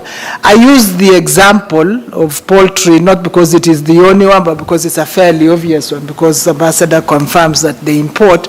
So I wonder, why do you have to import if I can't find a market for Kenyan ones? But there are many other products, and we'll encourage many businesses, because we are really looking at the entire gamut of what is supplied in the DRC. So I'll ask Ambassador Weru to tackle that. And I think, Ambassador Masavu, there was a 4th question on any specific arrangements to facilitate business that you're aware of. So perhaps Ambassador Masavu, you can go first, and then Ambassador Weru. Yeah. Thank you, Mr. Omondi of The Standard, for asking that question on tariff and non-tariff barriers. Right from the beginning, I said that there were many barriers, including cultural, just language, and including the working of the private sector separately from the government, so that the government regulations were not in tandem with the wishes of the private sector. But we are overcoming this by now sitting private sector and government together, so that when the government are making regulations, it's like they're fitting your clothes. They'll ask you, is this fitting you? Is this going to, you're going to making the shoe, is it going to pinch you? This sitting together between private sector and government is the first step in removing barriers. Even for you to travel to DRC, maybe you may not know how to get there. And we have Minister of Foreign Affairs here, we have Minister of Trade. We will now know which desks to go to and be assisted before you can leave this country. We have now the Embassy of DRC is now also here, and you now know they exist. So before you ask about the visa, please visit the embassy. In this way, these are tariffs, these are barriers which are sometimes out of ignorance more than out of law. Because we don't know the laws, it becomes a barrier to making an effort to travel to DRC. Language, the larger part of Eastern DRC speak Kiswahili. And our Kiswahili here and their Kiswahili are very compatible. We can transact. So Kiswahili in itself is now a medium you can use to also reach the market there. And in fact, we'll look at those who want to invest in media will be carrying programs in Kiswahili to promote the Kenyan products for those who are going to invest there. So the tariff barriers are being brought down completely by working together closely with the two governments, private sector and the government of Kenya and the government of DRC, so that only facilitative frameworks, regulatory frameworks are made for the support of the private sector. And as I talked about strategic agility, when the environment is clean, when the ecosystem is level, then the private sector can move very fast to respond to opportunities without being held back by regulations which are not in line with our businesses. That's how we are overcoming the barriers. I hope I've answered your question. Then we come to the issue of by Leonard Wamalwa of West TV, regulations that scare away investors. Again, those regulations are made in absence of the economic actors like the private sector. But now the private sector is sitting with the government to write those regulations. Those hostile regulations that have been discouraging investment will not be there because of working in tandem. So private sector will now be leveraging that partnership with the government to be able to accelerate investment and trade, in the region. I hope, Leonard, I have answered your question. Thank you.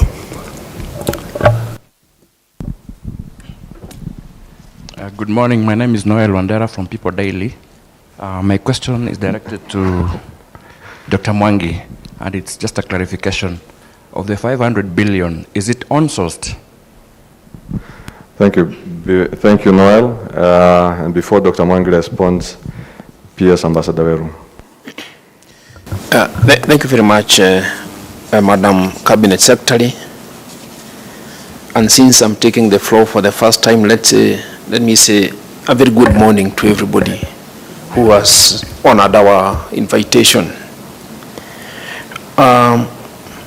I've been requested by the PS to speak to the issue of the products and the battery on the non-tariff barriers.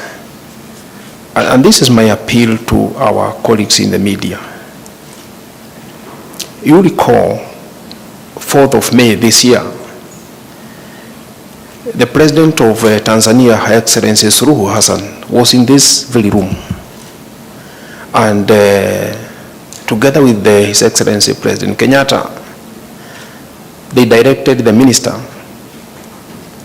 of Trade and her counterpart in Tanzania to resolve the non-tariff barriers between these two countries. And within 5 months, out of 64, we have resolved 46. And that is something that I would like the media to carry forward about the way this government is working. And out of the 18, most of them are legislative. We are waiting the two parliaments to resolve them. On the part of DR Congo, it is the same formation. And this is the first step towards resolving these things. If DR Congo is the 6th largest trading partner of Kenya, definitely we are doing business. We are exporting clinker, for example, for the manufacture of cement.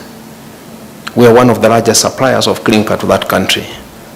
And we have a number of clinker companies right here in Kenya, providing the whole value chain. We are exporting air services. We have 2 aviation companies, the largest one being Kenya Airways, and now we have Jabojet. We have a number of universities, we have a number of hospitals. And what I had told Dr. Mwangi earlier on in the morning is that Equity is one of our signature companies. Being the 2nd largest bank in DR Congo is no mean achievement. So what is the next step? It is what we are doing here to encourage, facilitate, and inform Kenyan companies about doing business there. And no country in the world develops by trading within itself. Hiyo ni kazi ya governors to trade between counties. At the national level, our business as a country is to do business with those countries that we have friendly relations. And our business in the Ministry of Trade is to open these opportunities for our private sector. So what we are saying today is we have a limitless list of products and services that we need to sell to DR Congo. And what have we done? We have looked at what Congo buys from other countries, and we have asked ourselves a question. If they are buying from country X a product or a service that we can supply as the Republic of Kenya, kwa nini sisi tutifanya hivyo? And that is the question, that's the answer to the question that one of the media asked, the risk. People are fond of telling others things to scare them away. And it is your business to disabuse that notion.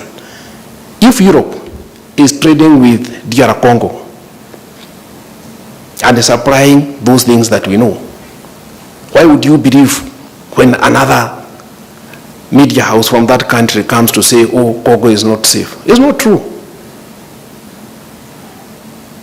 And it is our friend. We speak the same language. So we have agreed among ourselves to do business. And those companies that are going to be in this delegation are those companies that are first of all doing business there. And the second criteria is those that have potential. And the third criteria is those who have made a corporate and a commercial decision to do so. And therefore, in terms of the opportunities, they are beyond count. The imminent entry of DR Congo into the EAC market is something that we should all aspire to. Because under the EAC, once that decision is made, and I believe His Excellency President Kenyatta, being the chair of the EAC summit, will expedite the admission of DR Congo into the EAC. What does that mean? It therefore means under the common market protocol, all these tariffs will be abolished. They will come to zero. So that there is full movement of goods and services. So even if they are there, my belief is that the next summit, later this month, and according to the calendar, it should not be later than 10th of November. We are already in November, we have 10 days. But if the presidents decide to agree on a common date, even is our. But at the technical level, we expect our heads of state in the EAC summit, the 6 of them, to expedite the admission of DRC into the EAC. And if you read the communique that was issued on 27th of February during the last summit in Nairobi, that was a matter that was minuted. So I'm talking to Kenyans and telling them, musigoje sana, just take yourself there. Even if you don't fit into the Dreamliner, tembea huko, tupatane. Thank you very much.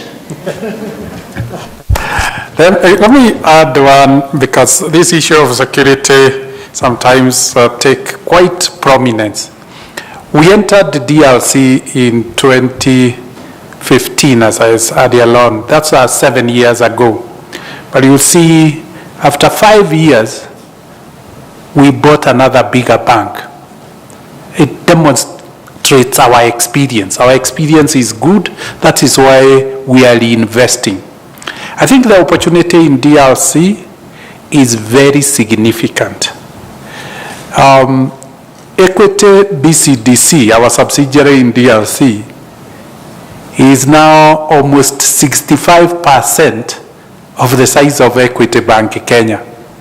Equity Bank Kenya is 38 years old, and we are now talking of a 7-year-old investment. Is rivaling Kenya. It has overtaken all our 12-year-old subsidiaries in Uganda, Rwanda, Tanzania, and South Sudan. And we were told by Geoffrey here that DRC is a big market. It's 100 million population. So when you look at it, and it's a very urbanized population, it's like, not like Kenya. So when you look at the opportunity, it is, we would not have been buying a second bank if security was a huge concern. Well, I really can't wait for the 10 days for the technical committees to approve. It's good to maybe bring it to the attention of the prospective investors that Kenya has signed bilateral arrangements on our behalf with the government of DRC.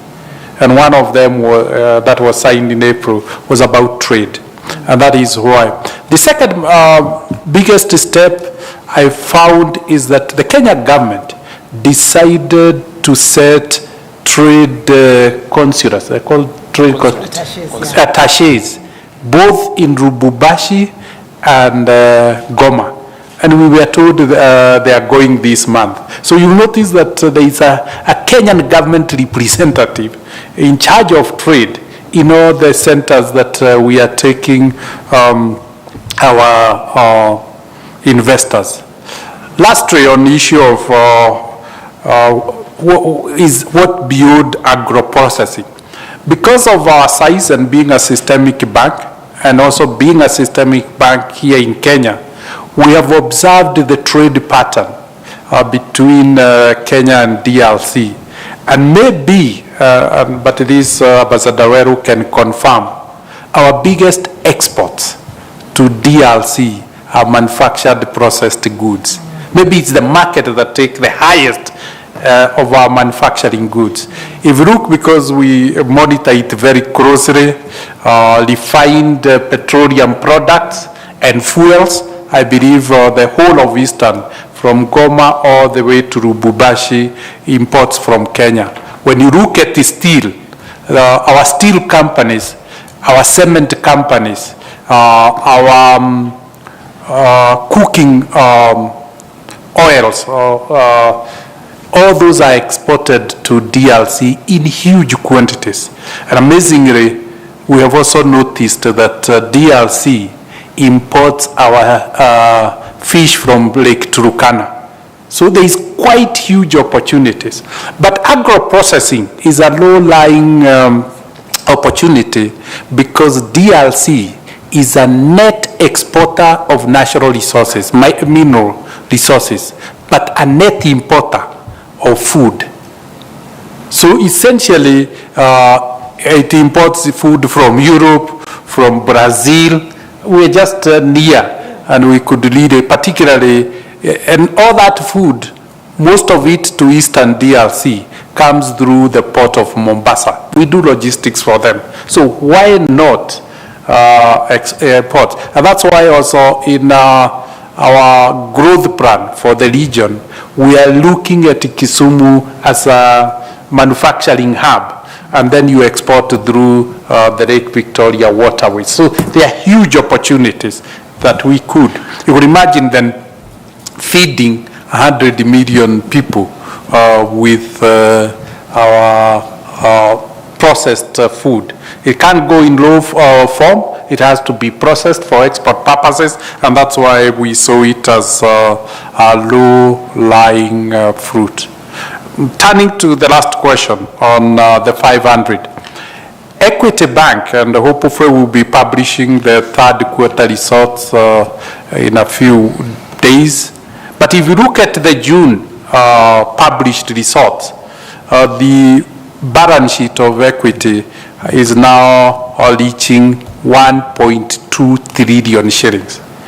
But the amount of loans that we have disbursed are less than 600 billion, leaving us with the 600 billion shillings. And it's out of that we have said we can leave 100 billion as liquid cash, but this 500 billion, we must look a home for it. And we felt we could complement the government effort of building back our businesses, supporting, stimulating our businesses through credit. And that is why we have availed the 500 billion to the disposal of our private sector so that it can expand, it can trade, and as it expands, create more jobs for our people.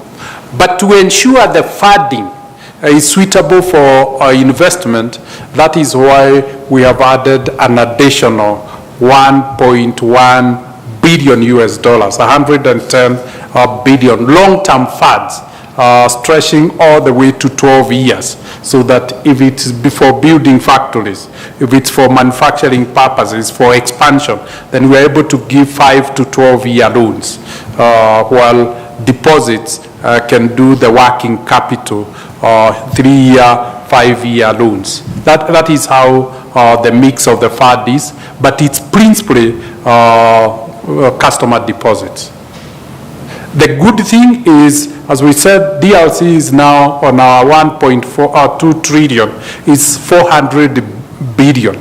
That 400 billion is in Forex, it's in US dollars. So it can be available for cross-border trade, to facilitate cross-border trade within the Great Lakes region. We are very lucky as a country to have a balance sheet that is 40% dollars, because it's the 400 billion from DRC and 100 billion from development banks. That is 500 billion out of 1.2 trillion.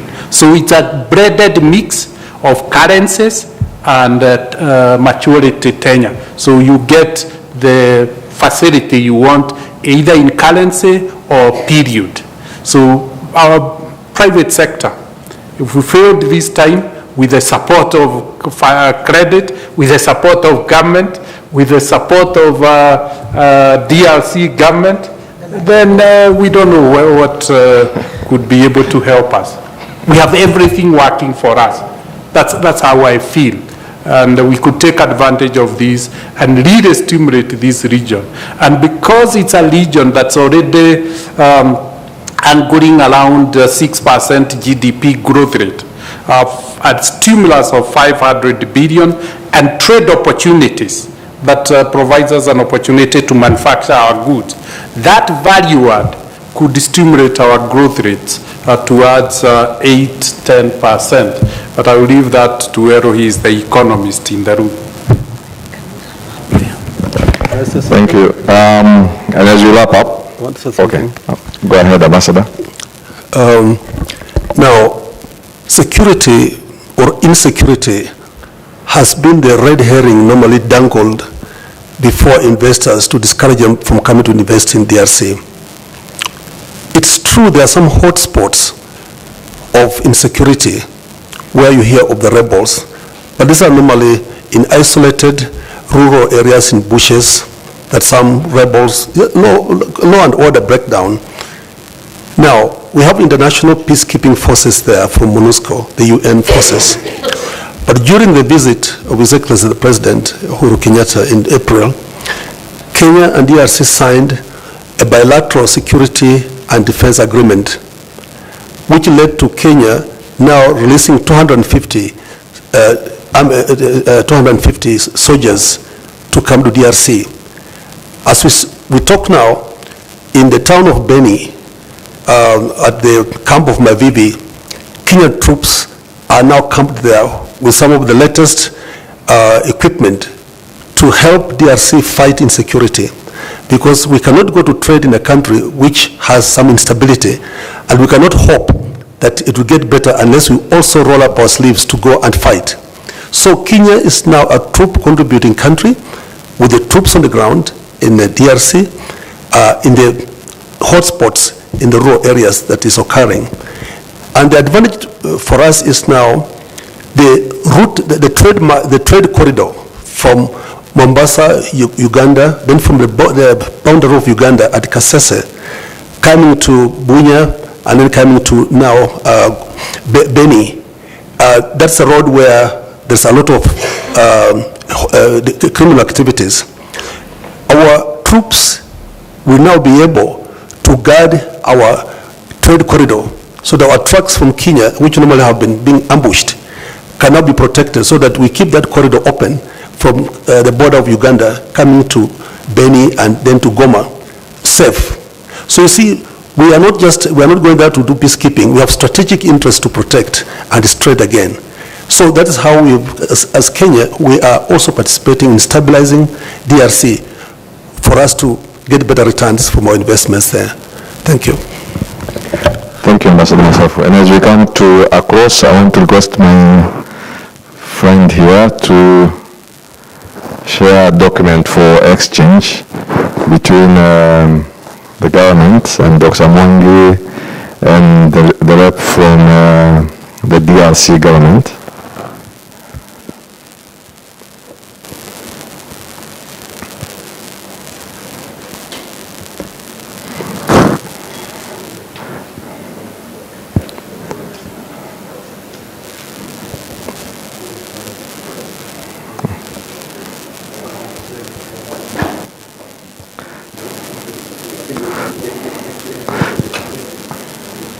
Jeffrey, if you can kindly remove your mask if you don't mind. Jeffrey.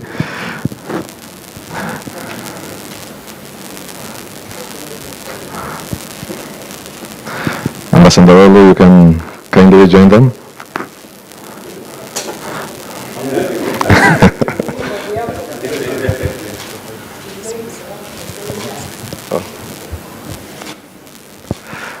Jeffrey, if your mask is... Thank you.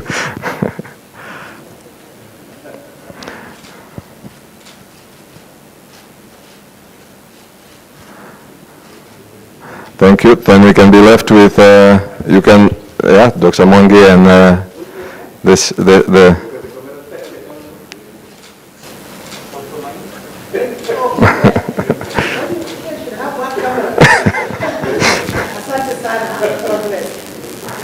Thank you. Now, kindly allow me to invite PS Ambassador Olu to come forward and give a vote of thanks. Thanks everyone for joining us. And immediately after this, we'll continue with our breakfast. Thank you very much. Ambassador Olu.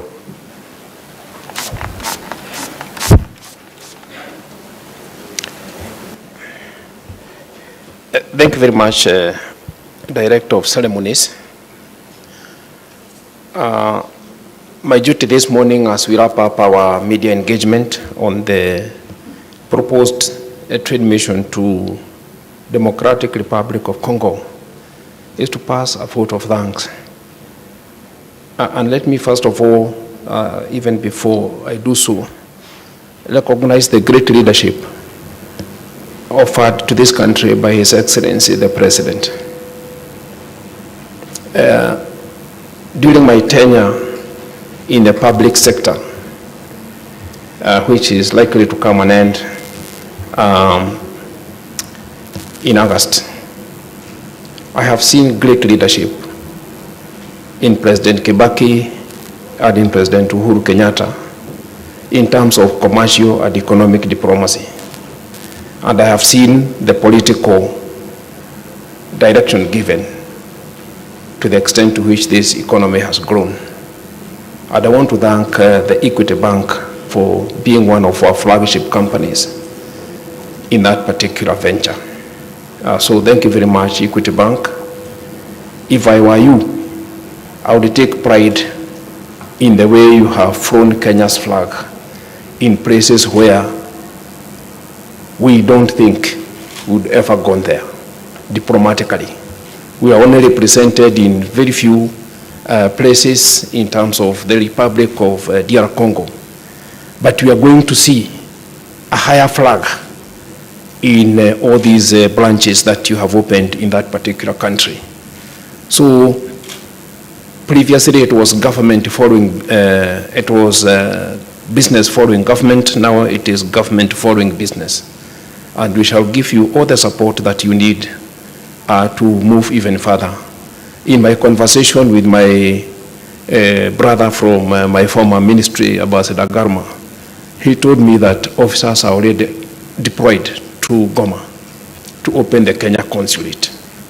So as we land there, we have another family other than the one in Kinshasa that is handling our affairs there. DR Congo is a very expansive country. From Goma to Kinshasa is over 2,000 kilometers. So you can imagine if from Mombasa to Nairobi is 500 kilometers, multiply that by 4. It's quite an expansive country, and I'm happy and grateful to observe that. To our cabinet secretary and the CAS, I'm happy to work with you for the leadership you have given this ministry, and for the fact that we are able to promote the interests not only of Equity Bank, but of the entire private sector. Our objective is to make sure that we hit the frontiers beyond the borders of Kenya and offer Kenyan companies what they yearn for. The taxes that they pay must have value. The taxes they pay must give them higher opportunities. A country that is in the category of middle income is exactly that. It must do things differently, and we must be able to offer that leadership. And thank you very much, Madam CS, for the leadership that you have offered us. I have worked closely since I joined this ministry with very good colleagues and part of the team in the Ministry of Trade who are working together to put this particular mission on course.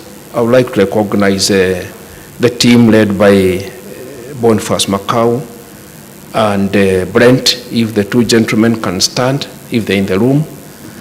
Let me appreciate you for co-sharing the technical team.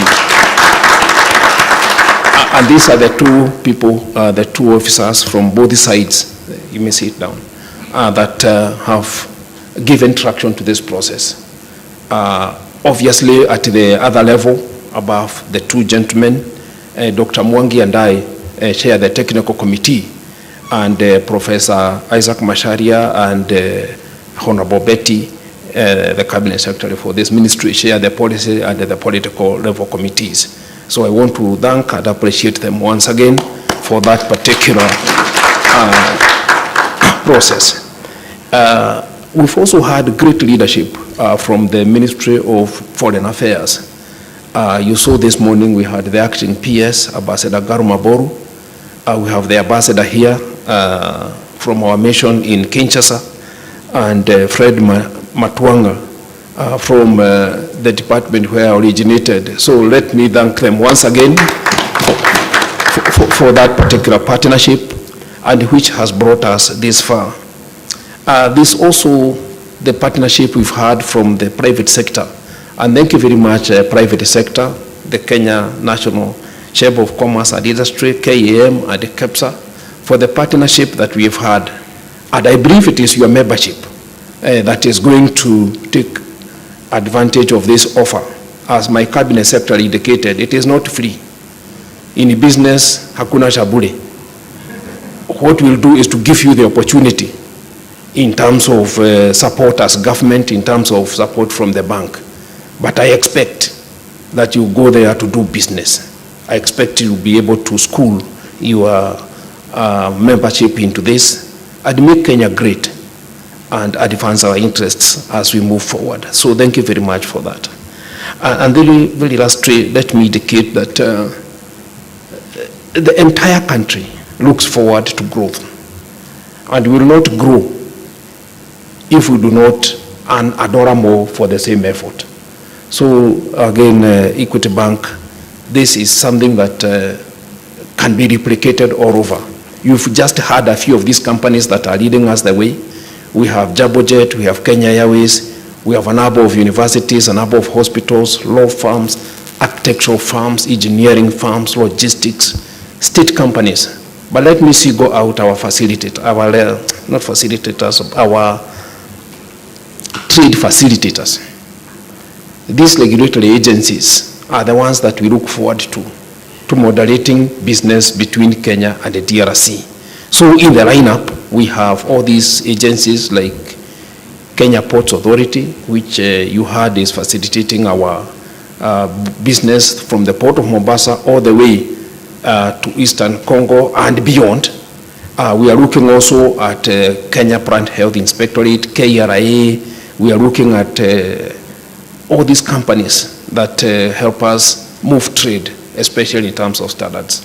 So we'll be happy to deepen that partnership and to welcome them into the fold. So as we move into DR Congo, from where I sit, is to encourage the media who are here to make sure that all of us give this matter the serious concern that it deserves.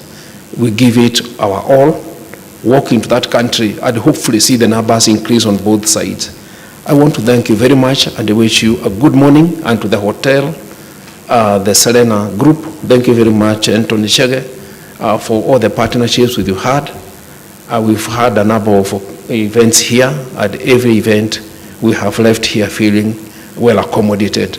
I was asked to inform you that there's a cup of coffee out there. Please do enjoy it as we mingle and engage in the rest of the week. Asanteni sana na Mungu awabariki.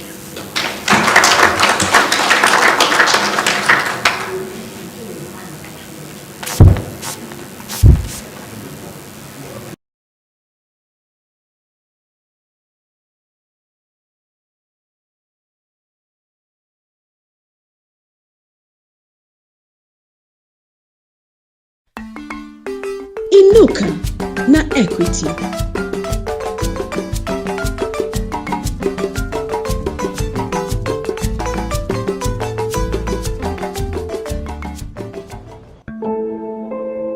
The Democratic Republic of Congo is well known for the mining industry.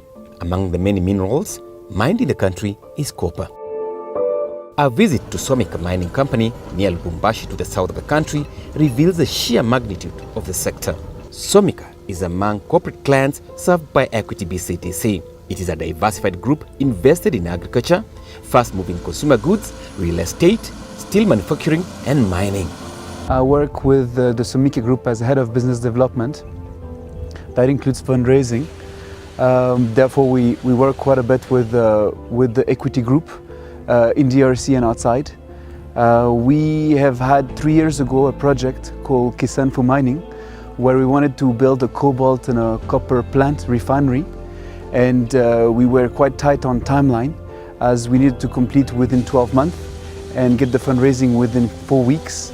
In order to fetch the good price of the market. With a balance sheet of $2.7 billion, Equity BCDC has the capacity, skills, and financial ability to lend up to $40 million to a single customer. Equity came to us and offered us a solution, and within 1 month of discussion, the money was disbursed and we could build our project. We can say today that the reason we finished the project on time was thanks to Equity's support. As a diversified group based in DRC, we are in discussion with Equity in several of our businesses, including agriculture, FMCG, real estate, mining, obviously, and steel manufacturing, among other businesses. We want to do more with the bank, and we have great hopes with the bank. We are excited to work with the new, bigger bank, Equity BCDC, and do more things in the future. Inside acres of open pit mines, excavation is in progress.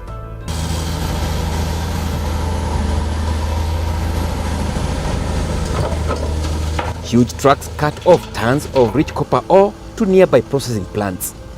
Extraction of copper involves an elaborate process of concentration, roasting and smelting. Sulfuric acid is used in the refineries to release a sludge that is filtered to release a green liquid. Steel plates are immersed in the green liquid, and through electrolysis, pure copper deposits on both sides of the plates.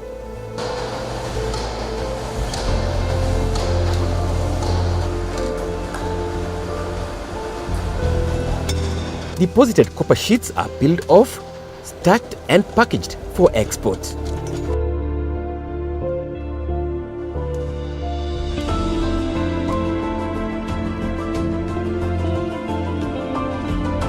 The finished copper product is transported by long-haul lorries to the border-crossing town of Kasumbalesa and onward to the seaports of Dar es Salaam and Maputo. As the Somika Group, we want to work more with Equity BCDC. We believe that a bigger bank can only improve its services, can only improve its reach. And overall, I think if Equity BCDC can look at us as a diversified group and help us across all the business units, we should be able to grow together over time.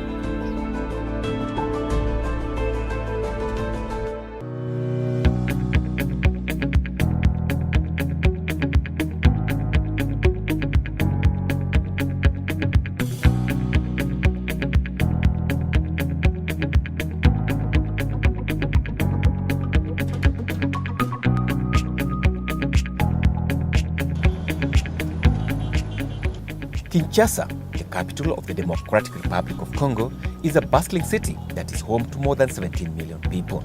Situated on the southern banks of River Congo to the west of the country, this metropolis is the natural hub for trade among its 9 neighbors and outward to the west, south, north and eastern Africa. The Equity Group Holdings' entry to this vast country is a scale-up of its operations on a continent that is in urgent need for economic freedom through inter-country trade and economic cooperation. As we witness our local enterprises coming together in the spirit of one Africa, one people, our forefathers fought to secure not only political freedom, but also the economic freedom of our people. The political freedom is secure, economic liberation is therefore the task of our time.